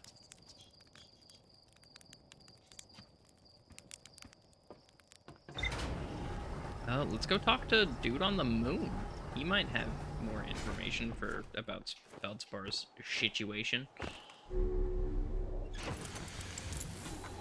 Let me also see Feldspar's camp. Frozen jellyfish. Ah, so it looks like this path has reached its logical conclusion. Feldspar documented their attempts to eat this enormous jellyfish frozen in ice. The outside was all rubbery and tough, possibly because it insulates the insides from getting zapped by electricity. Decided to venture into the jellyfish's interior cavity to see if it tasted any better. After tasting the insides of the jellyfish, Feldspar concluded that these jellyfish are only useful for insulating from electricity. Feldspar is alive. They crashed their ship and are now camping inside a huge anglerfish skeleton. Feldspar doesn't think my scout tracker is wrong when it says my scout is in two places at once. They have a theory that space doesn't work the same inside Dark Bramble. Doesn't sound overly eager to return to civilization. They've been enjoying the relative peace and quiet. Yeah, we know this one. We know this one. We know this one. Pinpoint sources of distant signals. Disappointed in their failure to detect a signal from something called the Eye of the Universe. So, hi.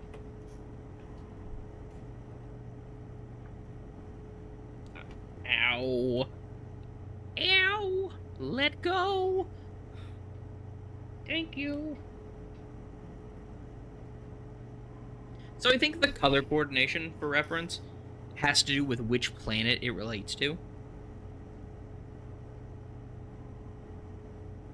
Sorry, I'm giving my kitty some scritchins while I'm positing theories.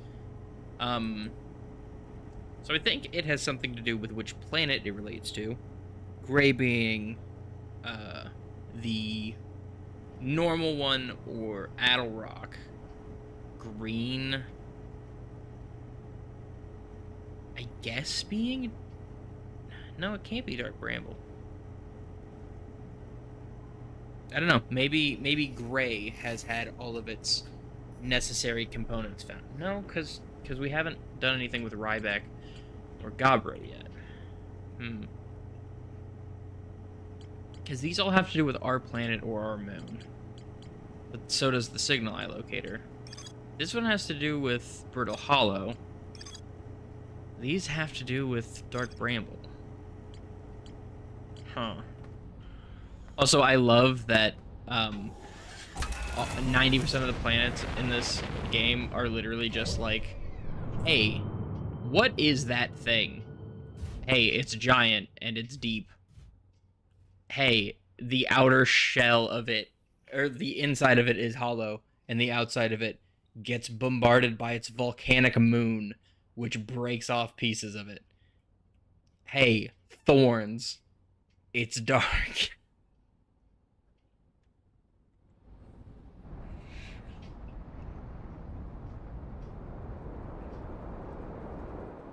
So I guess let's head to the moon. To the moon.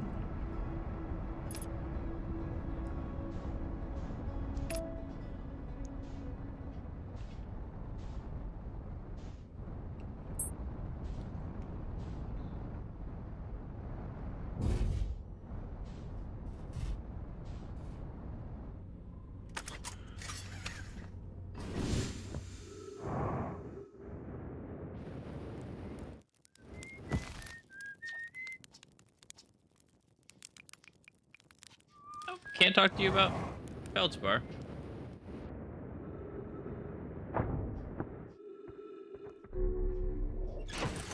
Can I go back to the village?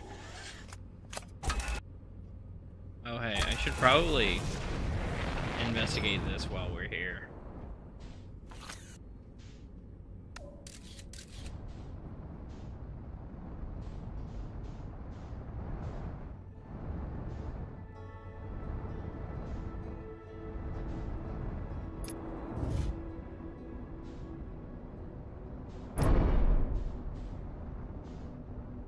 The fuck? Oh, trees. I was gonna say, would you like to realign yourself?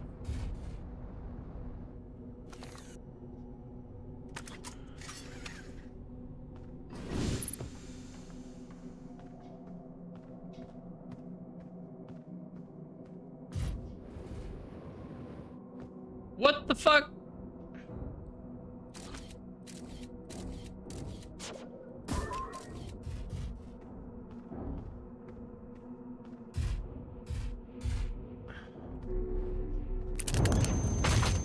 Oh, okay.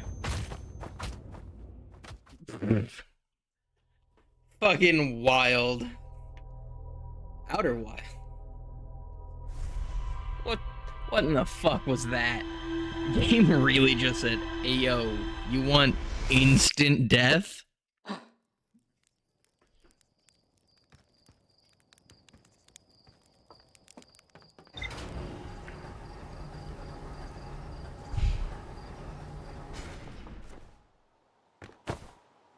Oh, goodbye. I didn't die.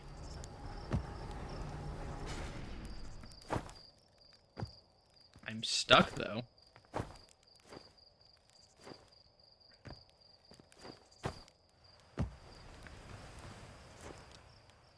There we go.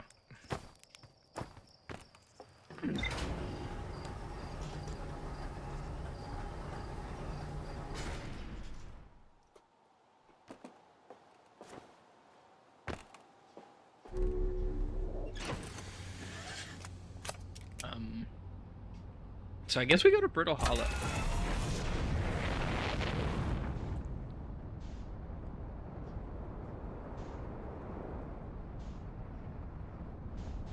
Oh wait, it's back.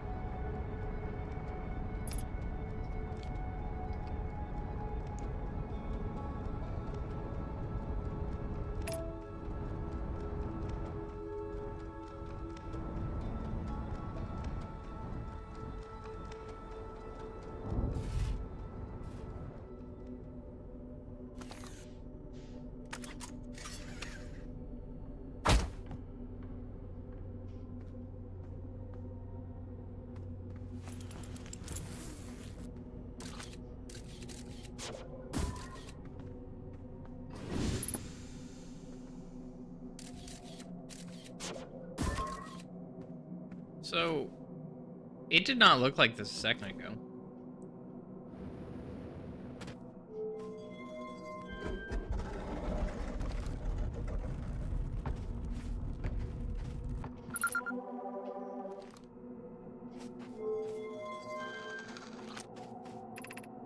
Recall the rule of quantum entanglement.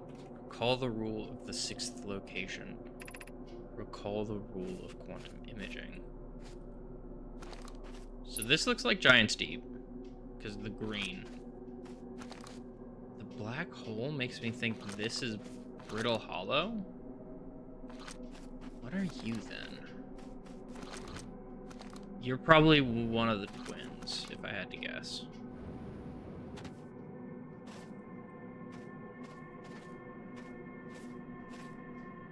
Wait a second. So we've got... I guess this would be the twins. So then we've got Timber Hearth, Brittle Hollow, Giant's Deep,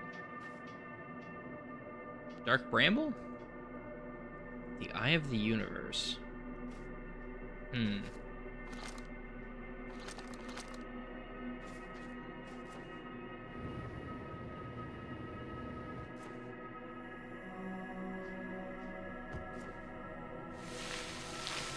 I will say one detail that I recall about my last time getting here was obviously not the last time, but like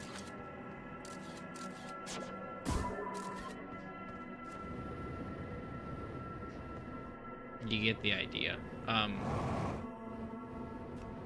Regardless of where you are, passing through the fog always puts you at the South Pole, which you could kind of see there for a second. I tried to cross this wall, and the fog put me back at the South Pole.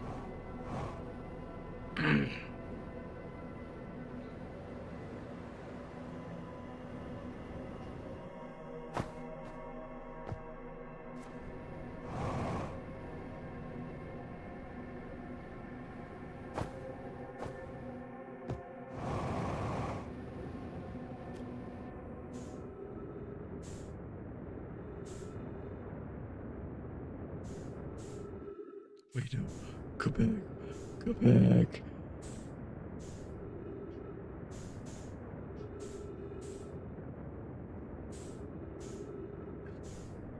You still have my ship. Go back.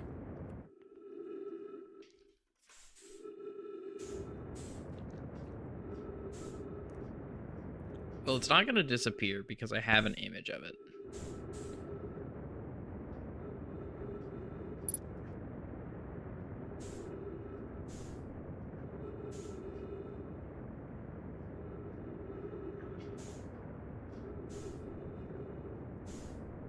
Well,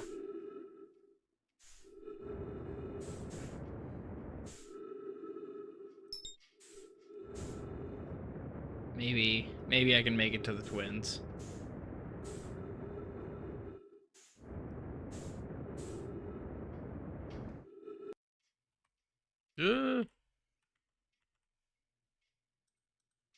Game, come back. Thank you.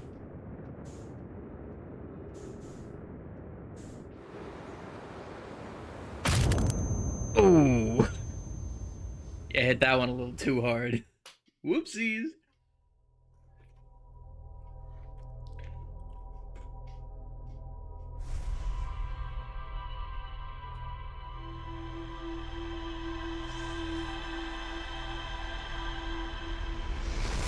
But we made it to the quantum moon. We now have its signal. So should we need to find it again, we can do that easily. Okay, now to go to actual Brittle Hollow this time. You know, the original plan. I think it was Brittle Hollow. Or the Brittle Hollow. Oh yeah, the quantum moon. The quantum trine.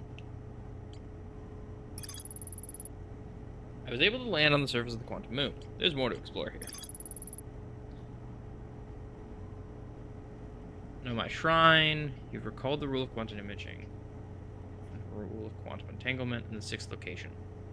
Mural of a quantum shard in a cave. That is so vague. hanging above a black hole. Yeah, that's almost definitely. Excuse me. Brittle Hollow.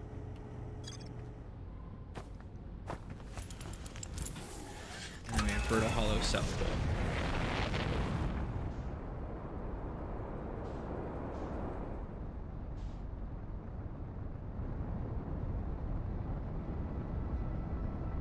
Brittle Hollow, you.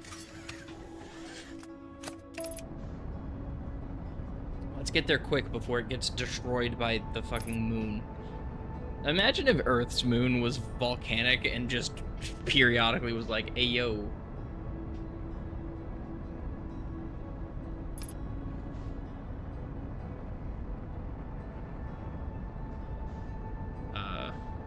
Sorry, I got distracted by the thing. Was just like, occasionally, hey, yo. What if, fuck you?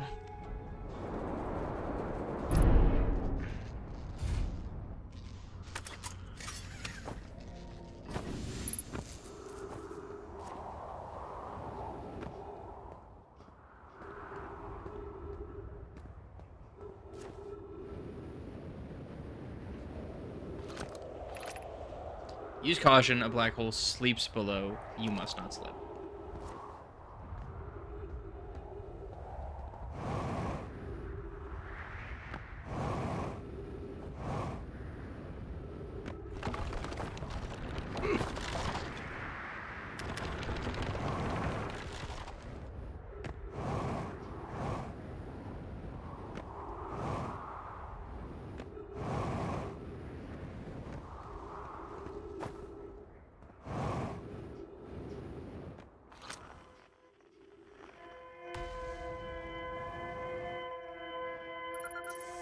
Escape pod 1.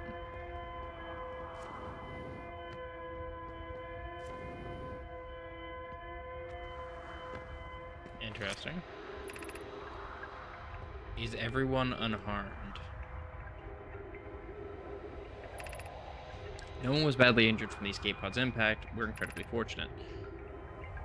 Have we heard from escape pod 2 or 3? No. Unable to make contact. My equipment cannot hear the other two escape pods. Stressful ones. However, if any comfort, both pods must be structurally intact. I'll continue calling for them. My gratitude if we can. Thatch, the moon is approaching again. Everyone brace yourself swiftly. The volcanic moon has returned. Be cautious of falling ash and debris. Move the moon has passed. This planet does not appear eager to have guests. We're certainly unwelcome on its surface.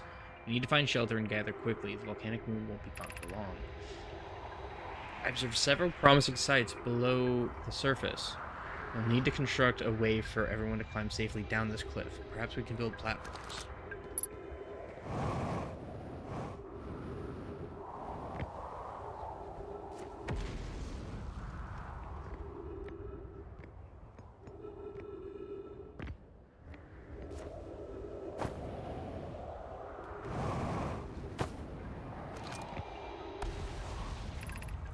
Collision imminent. Preparing for impact. Scanning external environment. Scan complete. Minor structural instability detected. Pockets of breathable air detected. Adequate solar energy detected. Hospitable. Collision imminent. Preparing for impact.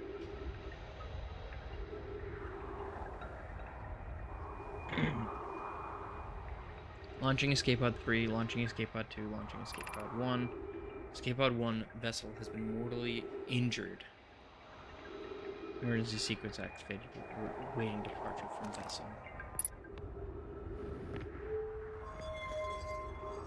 Before we do this, emergency escape hatch. Ooh.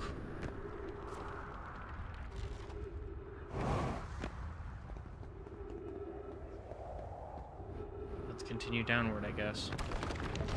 Ooh. I assume your velocity has something to do with the structures collapsing. Of note, be sure not to wander far from here. Though this area is somewhat unstable, it's safer than any we've found so far. Temporary settlement is finished, but remember to be cautious of falling rocks and dust created by meteor impacts.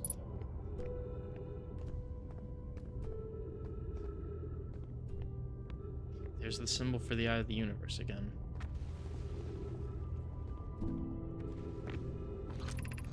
This knowledge is too dear to lose. Here's everything we can recall about the signal we encountered while aboard the vessel. The signal looked like an eye, round with a circle at the center, much like a pupil. I suppose the signal was looking for something. The signal was older than the universe itself. This is the most significant detail. No Nomai clan has ever encountered anything like it. How can anything in the universe be older than the universe itself? Imagine what rare and profound knowledge it might offer. We must find this eye of the universe.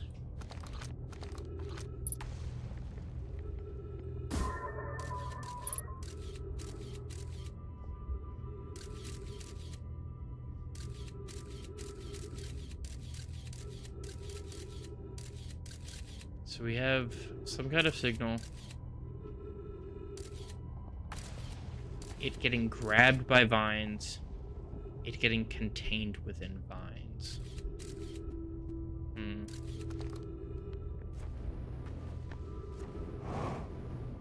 Interesting.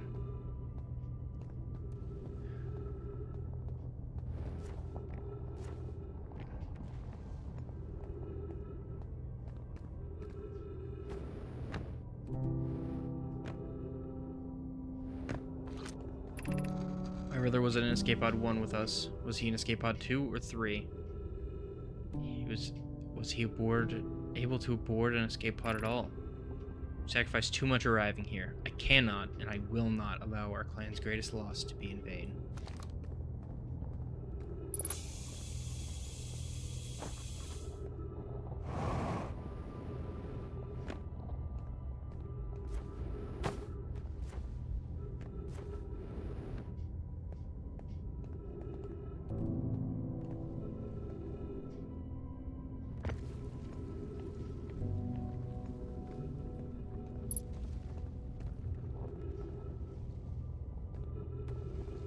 Yeah, so the eye is putting out a signal to this thing.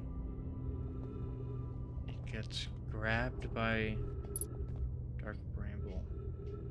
Okay, so whatever vines or brambles grabbed their ship, so they launched off escape pods, one of which landed here. That's escape pod 1.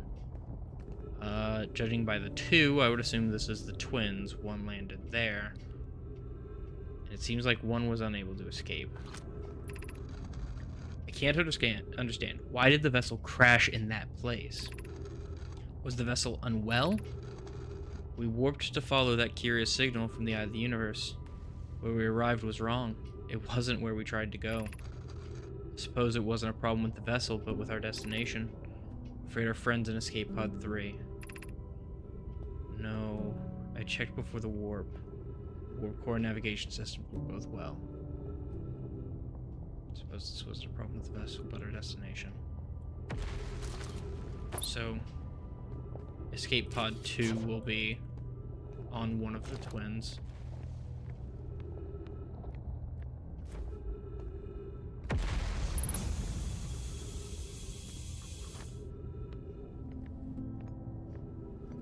There should be a tower or something here. Is it over there?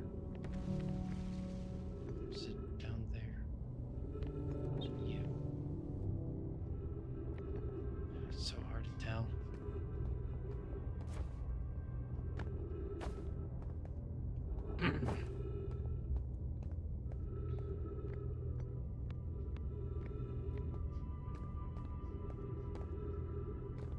Purple stones, there's a path.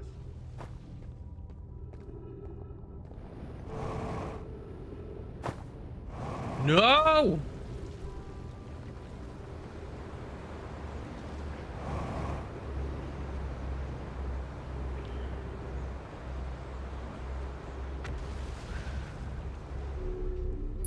And we're...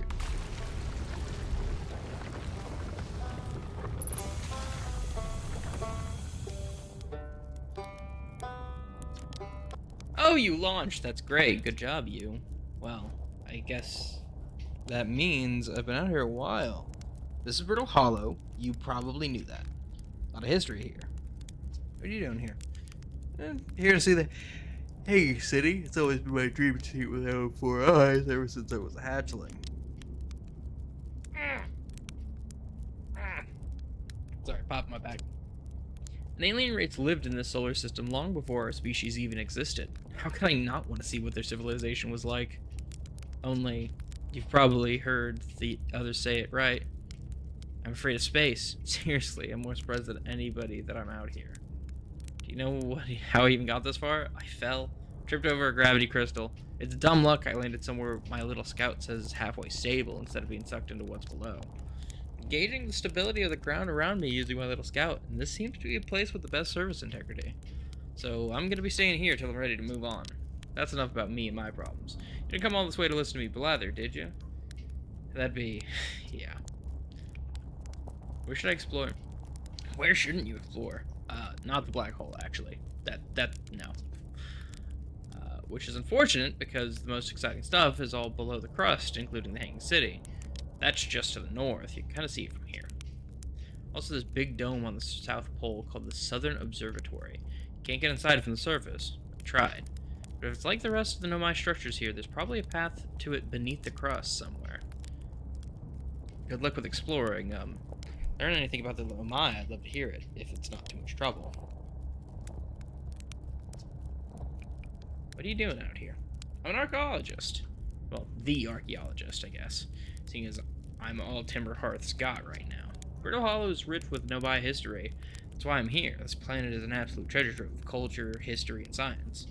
If you have any questions about Brittle Hollow, the Brittle Hollow Nomai, I'm your Hearthian, or I have some knowledge of them. I mean, so maybe I can help. Learned something. Found a Nomai escape pod. So the Nomai probably came here from somewhere outside the solar system. And they must have been in trouble when they launched their escape pod. But what kind of trouble? And where did the escape pod launch from? Curious. This is an amazing discovery. I hope we can find out more about how and why the Nomai arrived here. It's all the old settlement. Hard to believe the settlement's still standing. There it is. Makes you appreciate living somewhere like Timber Hearth. You know, somewhere there isn't being constantly bombarded with meteors and rocks and stuff. See you later, Ryback. Not again! Oh, thank God.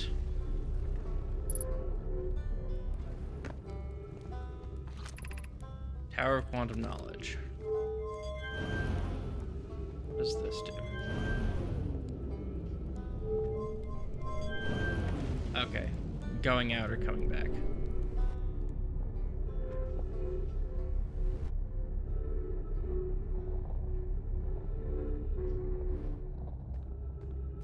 So this is the Tower of Quantum Knowledge, huh? Exactly like I thought. Located in Brittle Hollow, above a black hole.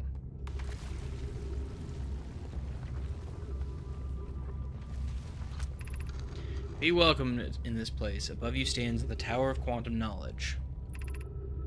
If you are making your first pilgrimage to the Quantum Moon, ascend these stairs and obtain the last of the knowledge you need for your journey. Okay, so I'm doing this severely out of order. That's what I'm learning here.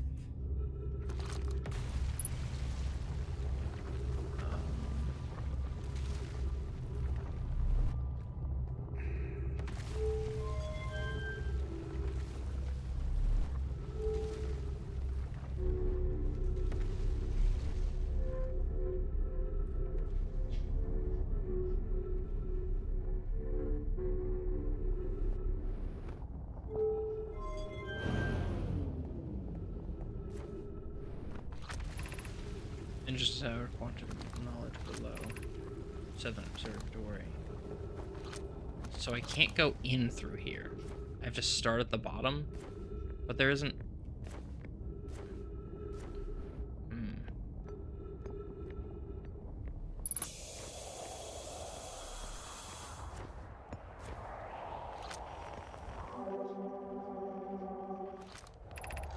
At either feet lies the Tower of Quantum Knowledge. If you're praying to make your first pilgrimage to Quantum Move, descend the steps to the entrance below. Your knowledge within will help you on your journey.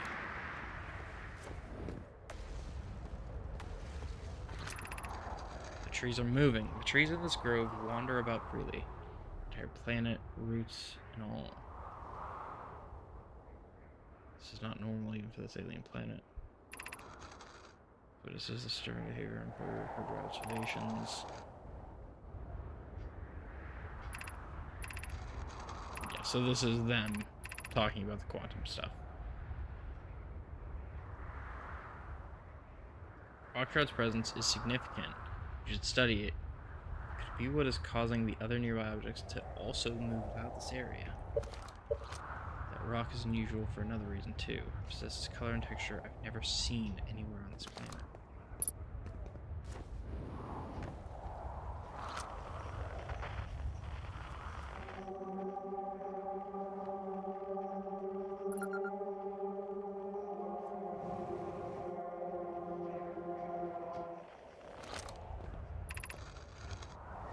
Determine this atypical shard of rock to be the reason objects in this grove are behaving in a quantum manner.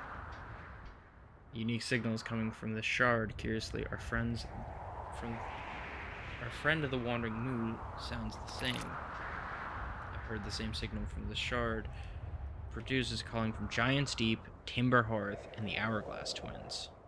Suppose there are other shards like this one. The only other object we've observed display this quantum behavior is the Wandering Moon. I imagine the moon's behavior and this grove are related. In her note from earlier, Felix mentions this strange type of rock isn't found elsewhere on Brittle Hollow. What if it isn't originally from this place? Hypothesis, this quantum shard is from the Wandering Quantum Moon. Perhaps it is even a small piece of the moon itself. Interesting. Meteors. Now let us attempt to... Oh hey, speaking of the quantum moon. Goodbye. Let's try and do this tower before more things collapse. I don't think we'll have the time based on how the sun looks, but...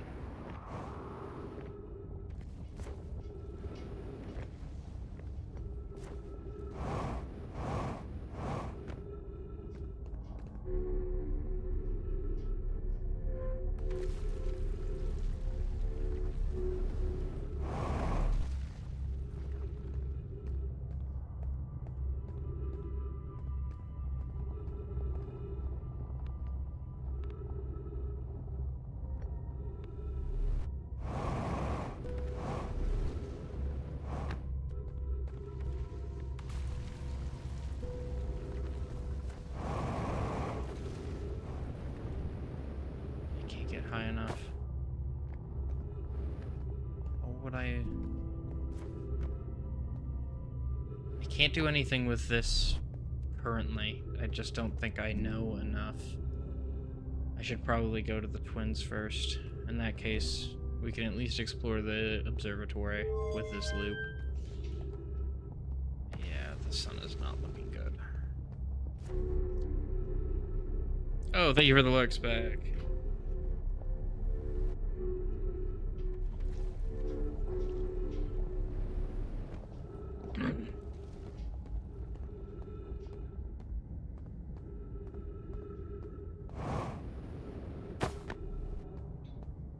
Another Nomai skeleton.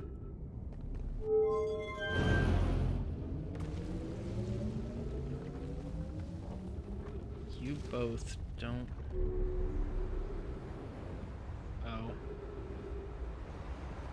Ooh, I don't like that.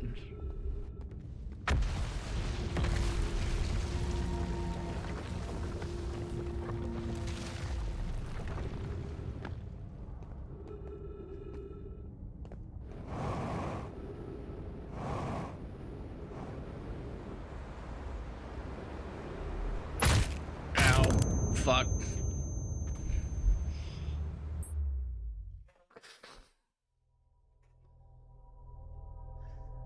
On that note, let's try Ember Twin. I think it said.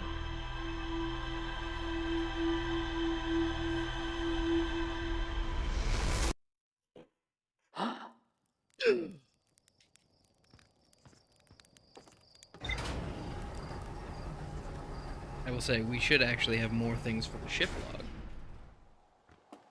I don't know if time pauses in the ship log. Now that I think about it. Escape pod 1. Old settlement. Mural panel 1, 2, and 3. Escape pod. Escape pod. The vessel. Ryback's camp. Hanging city. Tower of quantum knowledge. Quantum shard. Quantum signal. Quantum signal. Quantum signal. Okay. So, one of these. So, hourglass twin. Timber hearth. Giant's deep.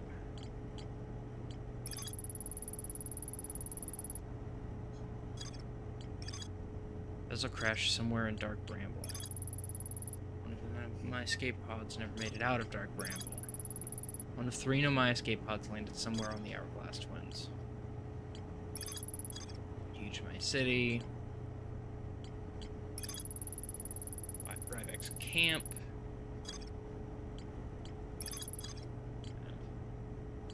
Quantum Moon, there's still more to explore. Temporary settlement.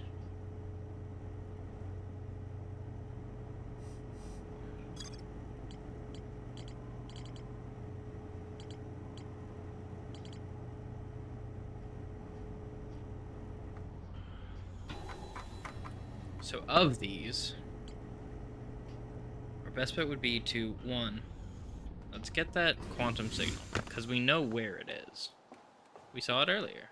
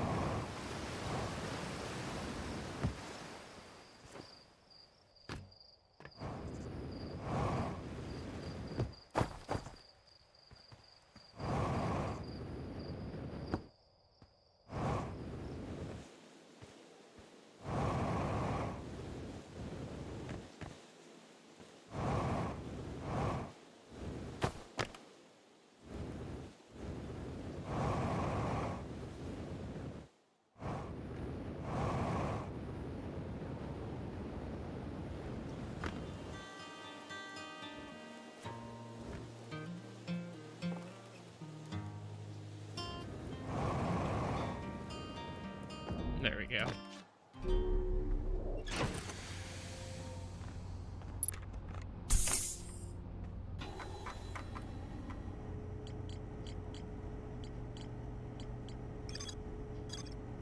Oh, that was not the one for Timber Hearth, apparently.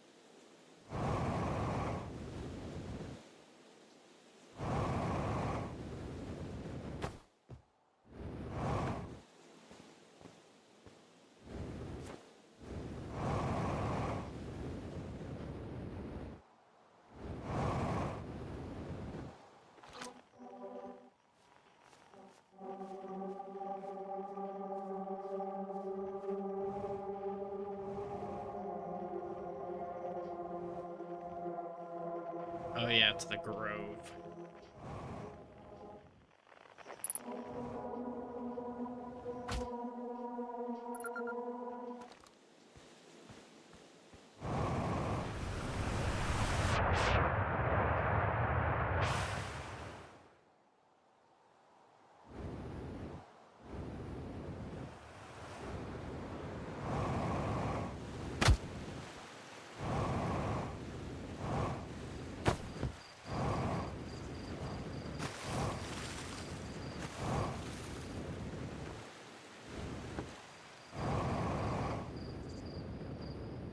What's up here? I don't know what this is. Some kind of lookout tower or something? Something to mark the South Pole? Detected a strange signal comes somewhere in the grove of this crater. Very similar to the signal emitted by the quantum moons, which stands to reason the two were probably related. Don't know much about the quantum moons, seeing as no one's ever been able to land on it.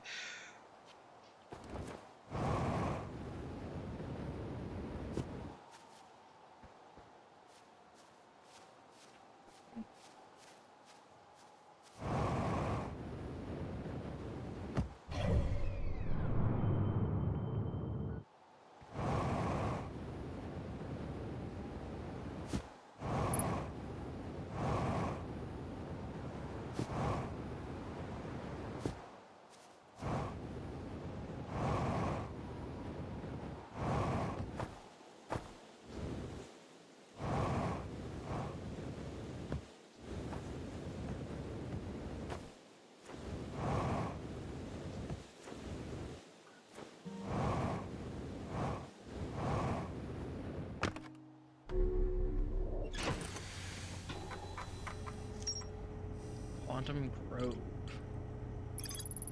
Strange rock shard in grove that moves when I'm not watching it. Train signal.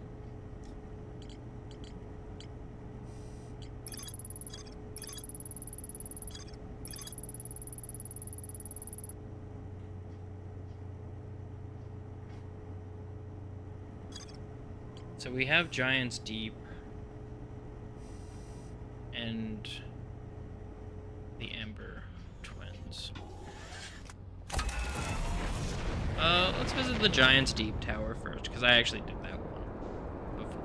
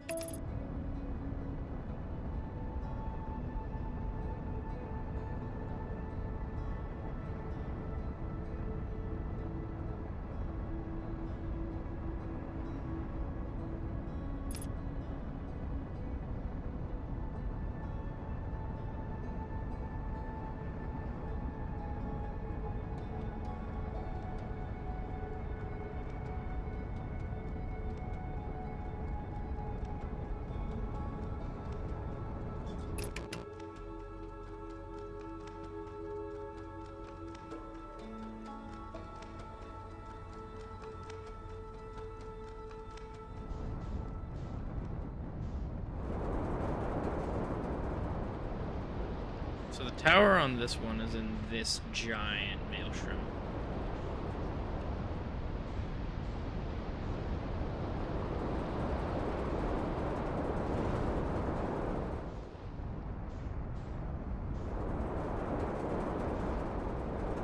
See?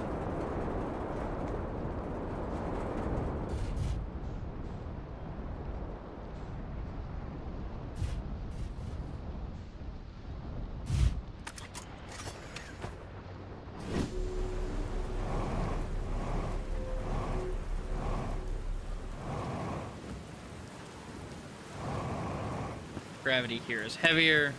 It sucks.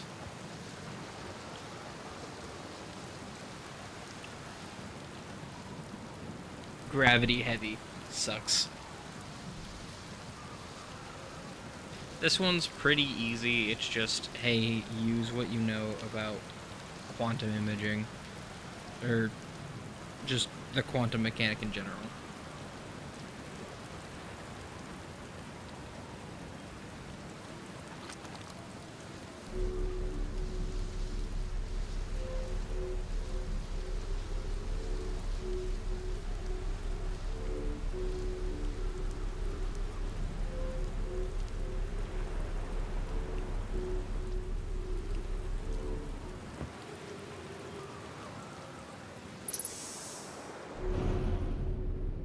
As you can see, there's a gate. Where did it go?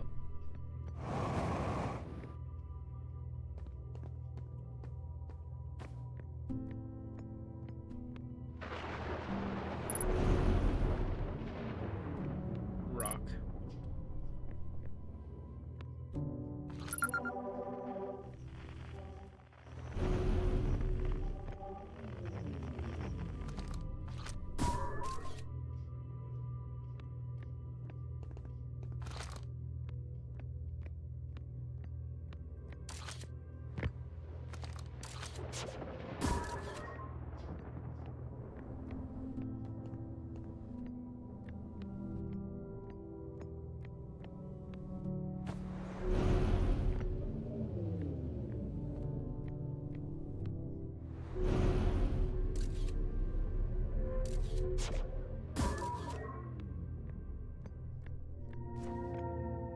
We got actually really lucky that the stone was there.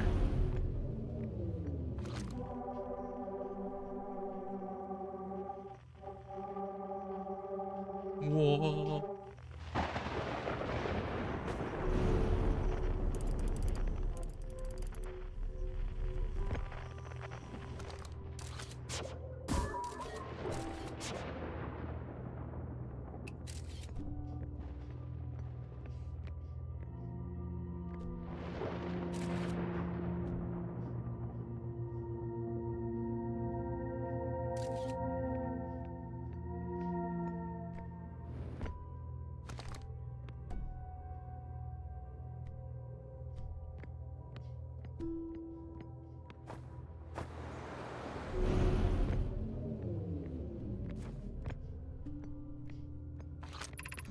We offer our congratulations. You've learned the rule of quantum imaging.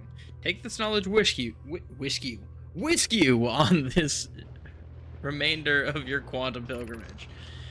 Remember, the other quantum shards have other lessons to teach. Our curiosity goes with you on your journey. You walk in the footsteps of those who came before you, and your path guides those who will follow later.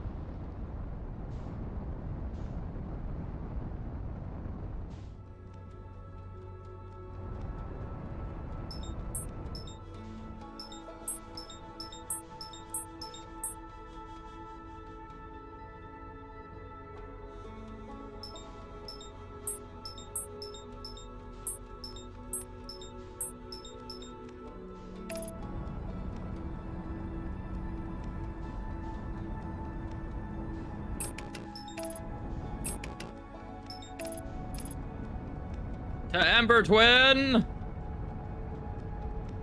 We shall investigate this place next to the next quantum tower.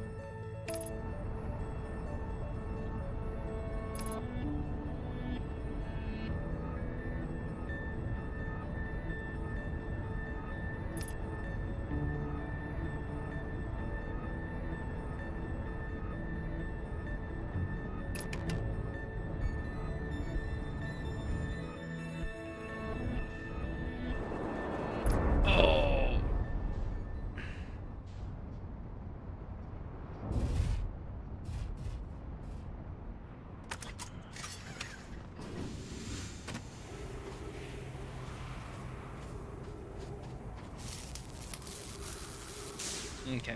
So we're starting with Ash Twin because Amber Twin is already starting to be buried.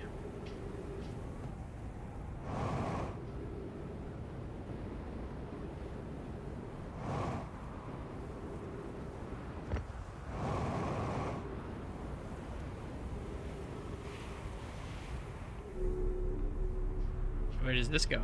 Please don't tell me this launches me into space. Fuck. Oh.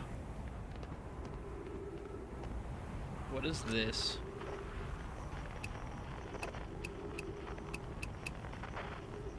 There is no frequency.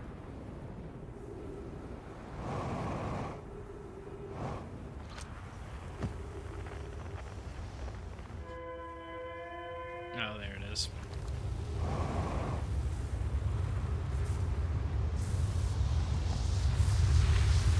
No.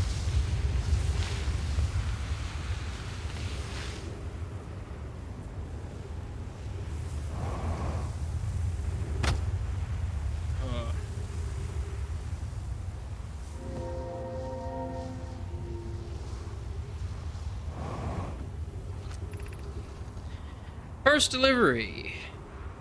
One warp core, fresh from the black hole forge. Root is installing the core's sibling on Brittle Hollow as I write this. My gratitude. The Ashwin project is underway. Confess I'm deeply curious what you and Poke found at the Whitehole Station. The start of this project. Could I visit sometime to learn more? I recommend you do. The Whitehole Station is the model for the towers being built for the Ashwin project. So a visit to the station would be doubly useful. I suppose more precisely, I would like to visit the Whitehall Station with you. I'd be happy to explain our findings. Stop using the scroll wall to flirt with my sister in romantic manners. Her density rivals a neuron star's. Go meet her on the Whitehall. Wild! I wish I could wait here for you to arrive at the forge and my interest work there. Is calling. Or return with materials soon.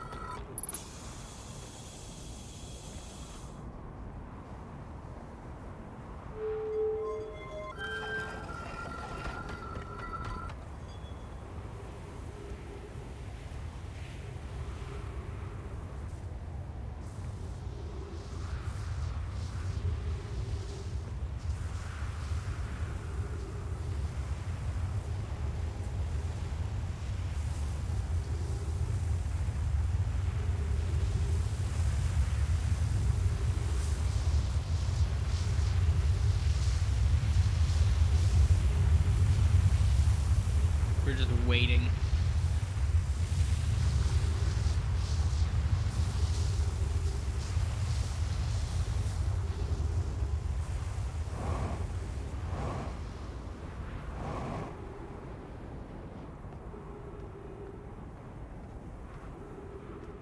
Oh, dead, don't mind.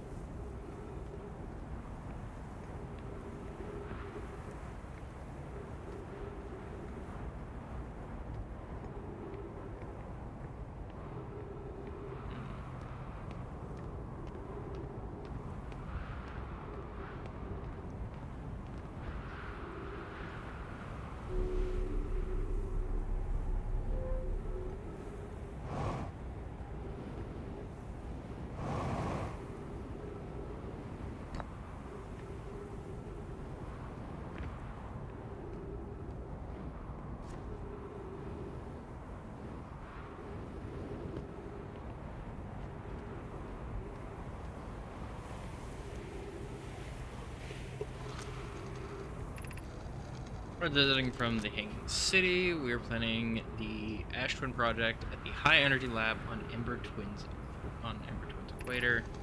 I became lost on Ember Twin. Gratitude that Ravi found me. I'm surprised I didn't see it. I bet an otherwise immensely clever Conway would lose some at the war. Yeah, probably impossible.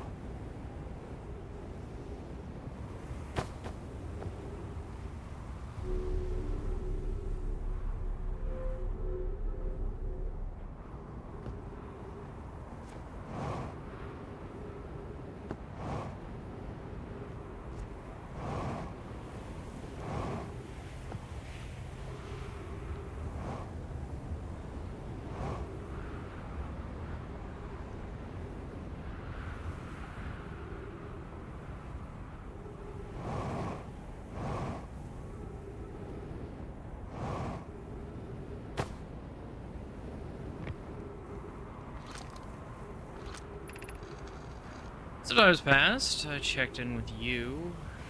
You and I had progressing all with the sun station plans. That's what's circling the stun. Motherfucker.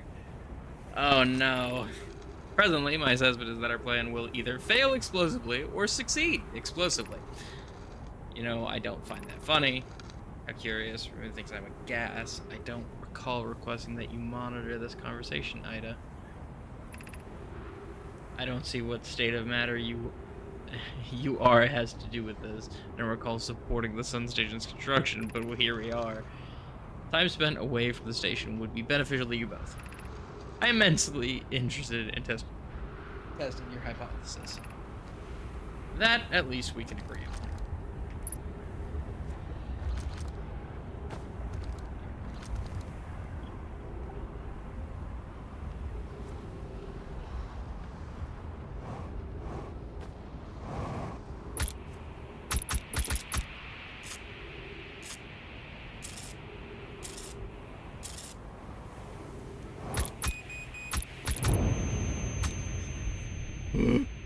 What the fuck am I supposed to do?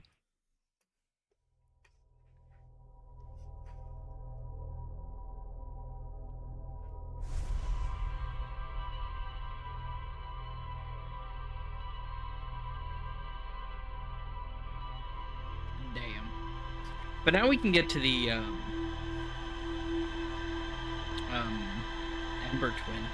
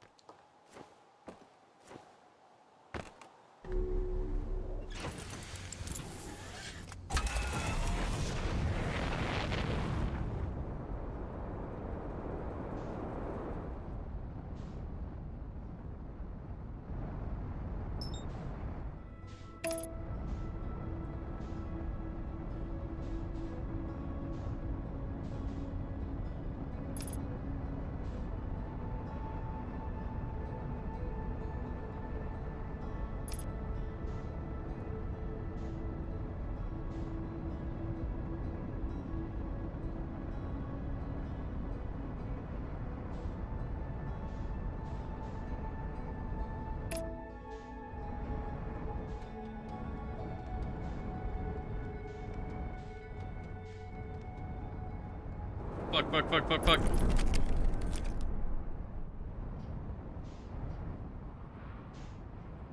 Can I get out of this hole, please?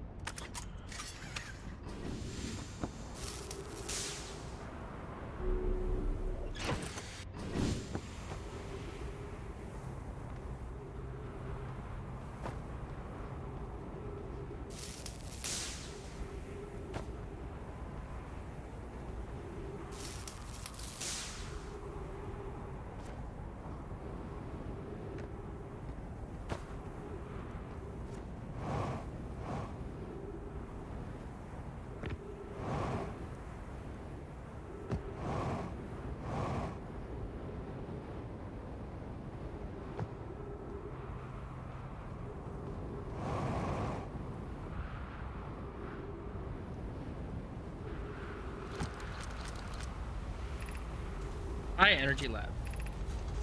This door will need to remain closed for some time. Experiments based on the extraordinary findings of the White Hole Station. We're running this experiment until one of us physically can prove the other wrong. Access by the path is on the city.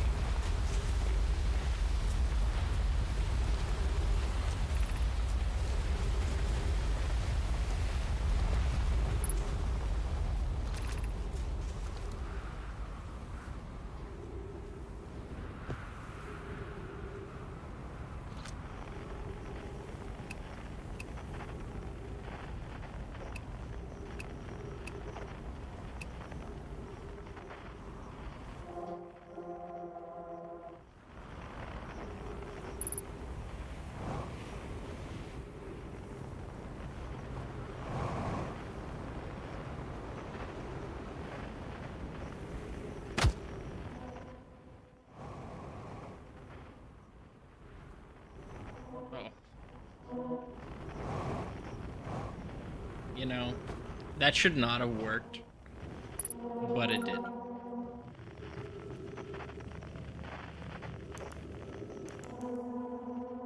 Fucking friend, if you find any signs of Colas, I implore you tell me he vanished without a trace during our research trip and has been missing ever since. Some of us from the Sunless City are here to search for Colas. Can you tell us more about your expedition? My gratitude, Rourke. Colas and I were studying the cave's geology. We hope to learn more about unique wandering rock that visits several different caves in the area. There's a young Colas lost.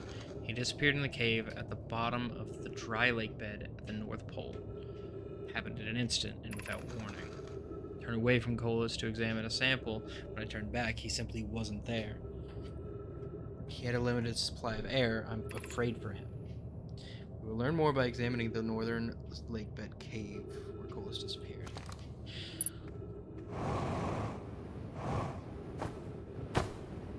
There was...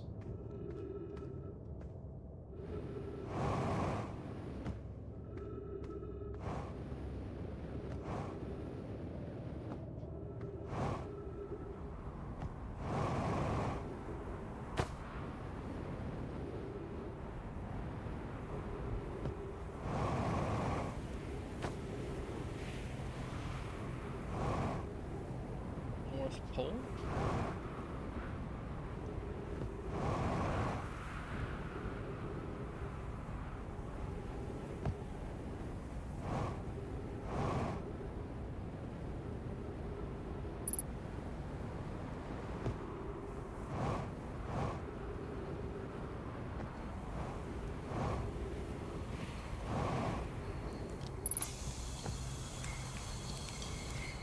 Hello, Chirp. You are small.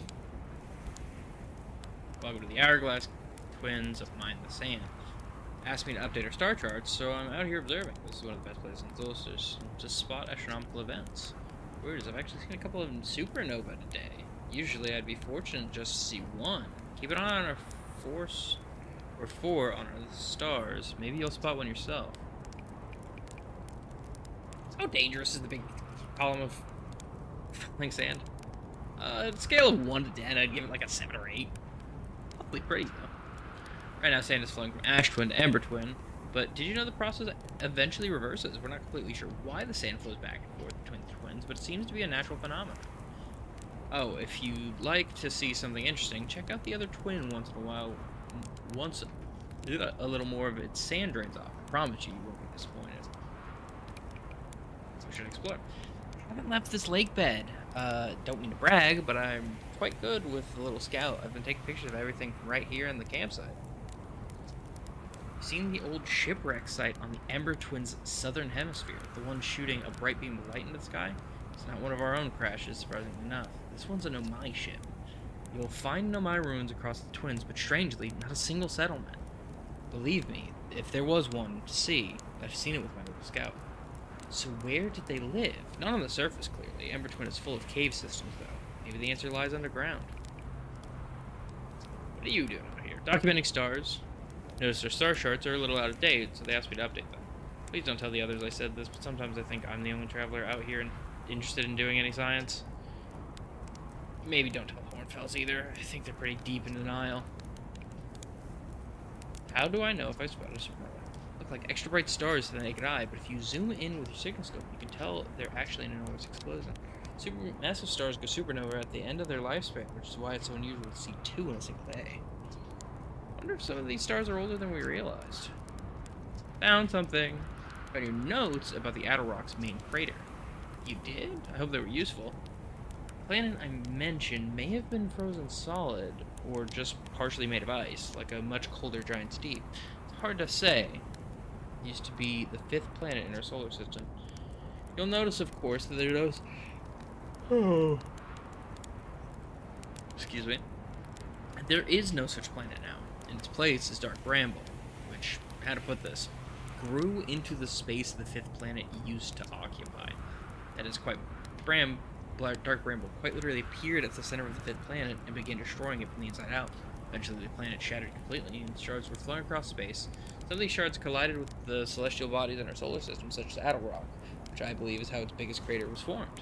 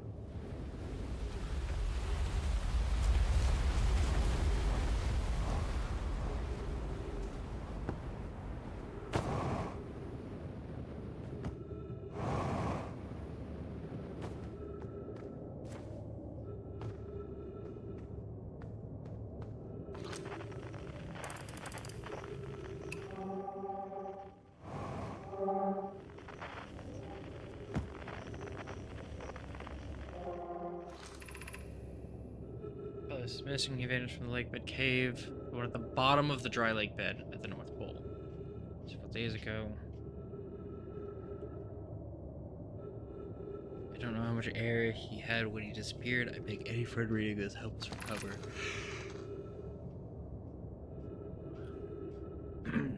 Unique color and texture appears identical to the rock I met earlier. Wasn't the same rock fragment in the cave we found at the bottom of the dry lake bed? Back to the lake bed cave and observe the rock again. Rock wanders like the quantum moon. We examine the northern lake bed cave.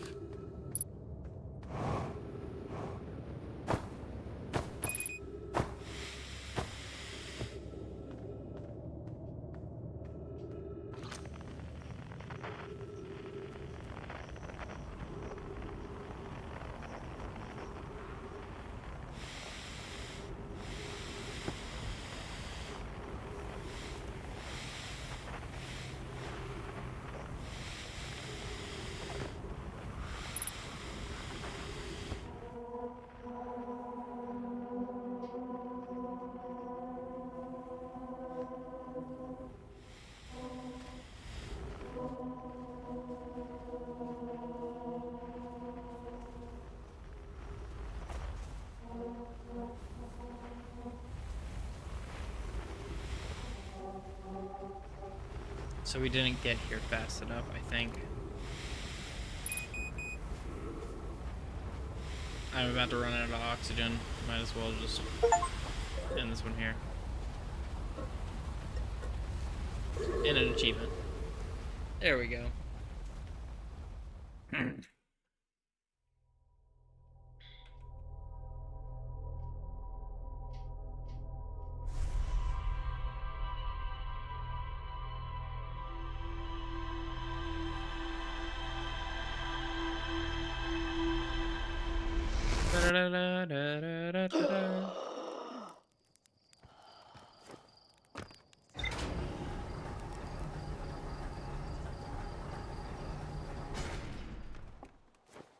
Okay, let's try to get back to that lake bed even faster this time.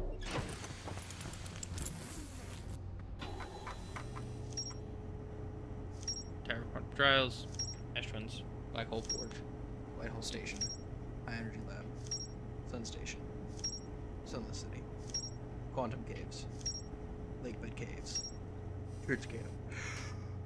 Okay. Go to the Lake Bed Cave.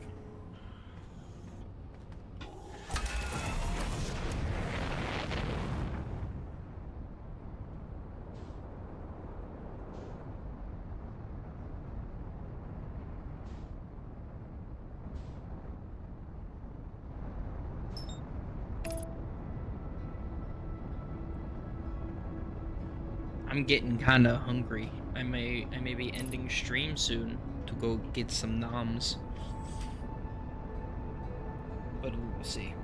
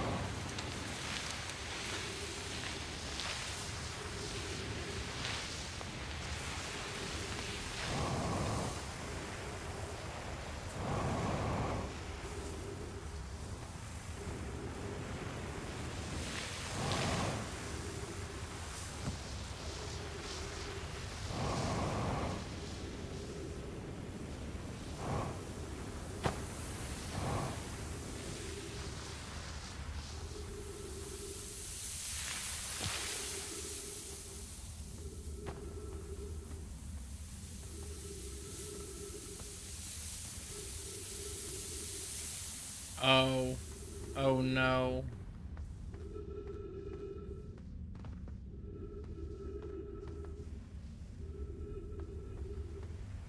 We have to deal with this quantum bullshit.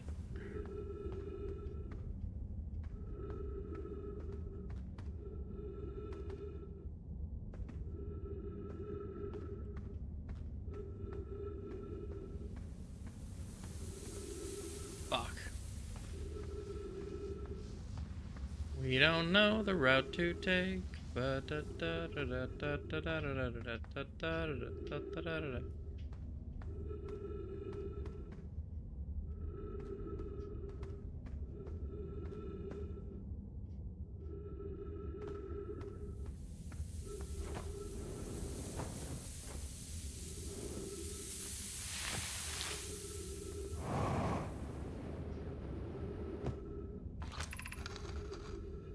If you've come here to look for Colas, this is where we were when he vanished. He's been missing for 2 days now. Your strange wandering rock friend is here, though Colas isn't. What happened before Colas disappeared? We were examining the different rocks. Recall Colas standing on the largest one, the wandering rock. I was taking notes, and my lantern died. When I lit it again, Colas and the rock were both gone. Colas and I observed this unusual-looking rock shard and several smaller rocks, and in at least 2 other caverns. I'm unsure if this is relevant.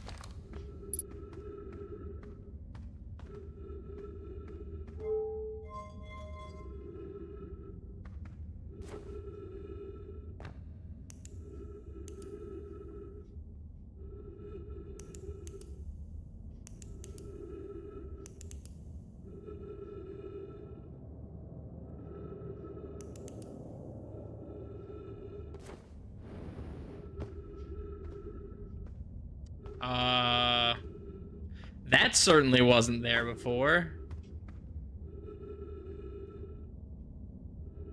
I don't like this game anymore.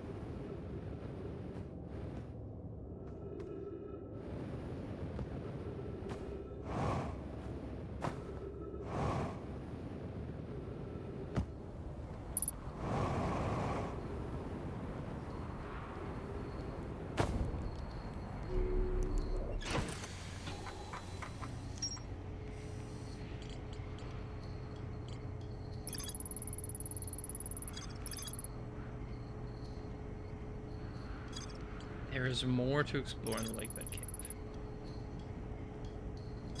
There's more to the rule of quantum imaging now.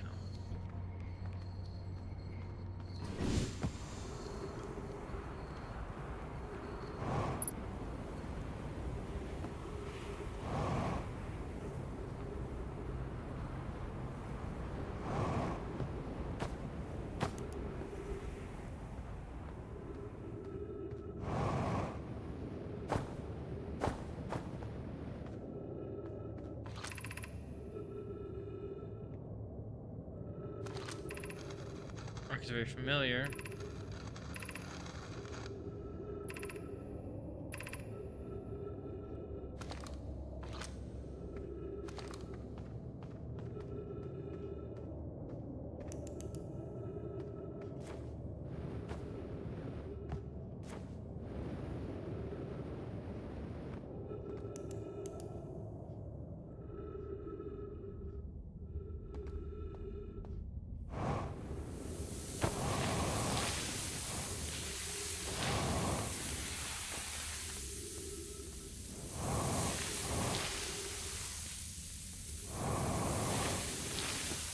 Why can I not get up here?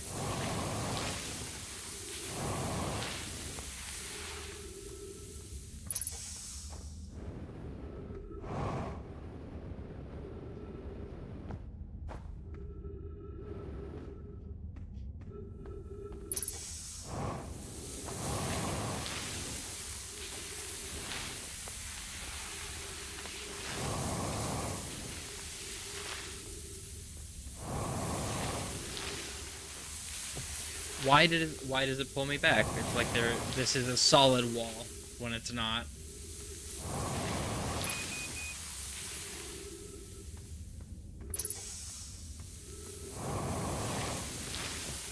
It was literally on the fucking platform a second ago.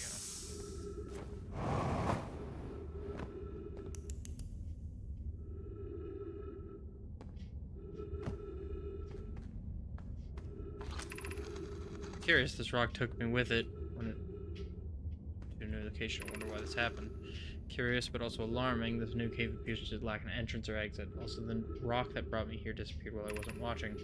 The wandering rock has returned. Never before have I been so delighted to see a sedimentary specimen. Wonder if I myself become quantum briefly when the rock carried me here.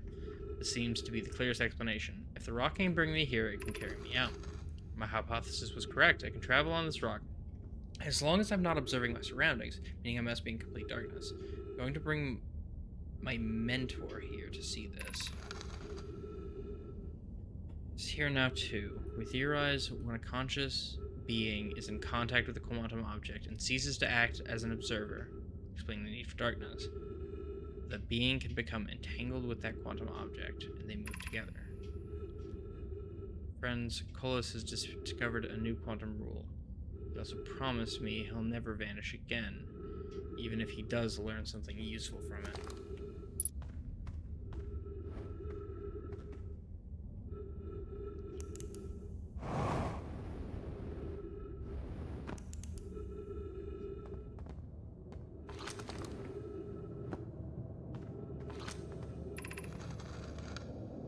He said, Colas, I implore you, tell me he vanished without a trace.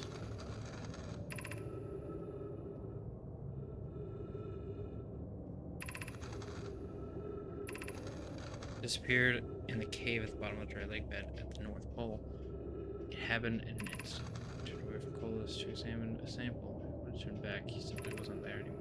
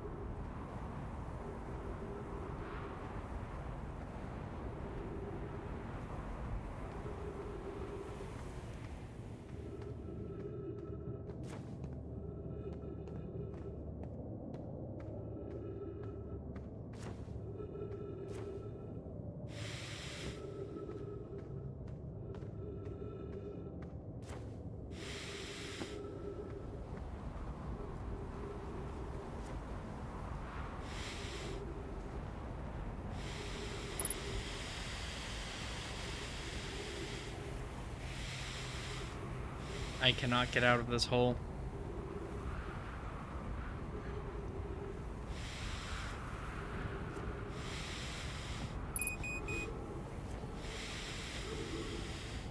Well.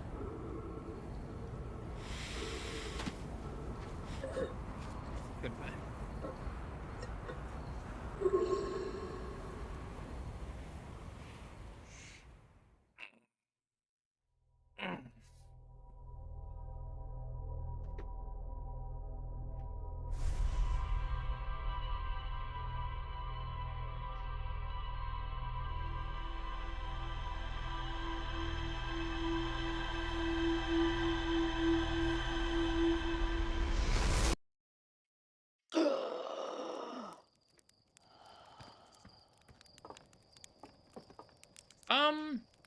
You know what? I think here is a good place to call this. We've been going for just shy of 3 hours. I'm gonna see if there is anyone to raid for Twitch.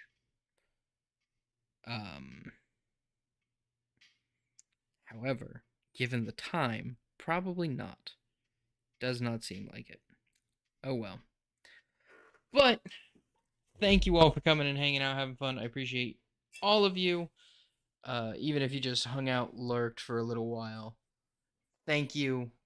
But aside from that, that's been the Outer Wilds. I plan on continuing it. But yeah, thank you for all coming and hanging out, having fun. I appreciate each and every one of you, each and every day. I hope you all have a wonderful rest of your morning, afternoon, or evening, or how our buddy Duck so eloquently put the other day in call. Have a good time zone. Have a good time zone, everyone. Peace out, y'all.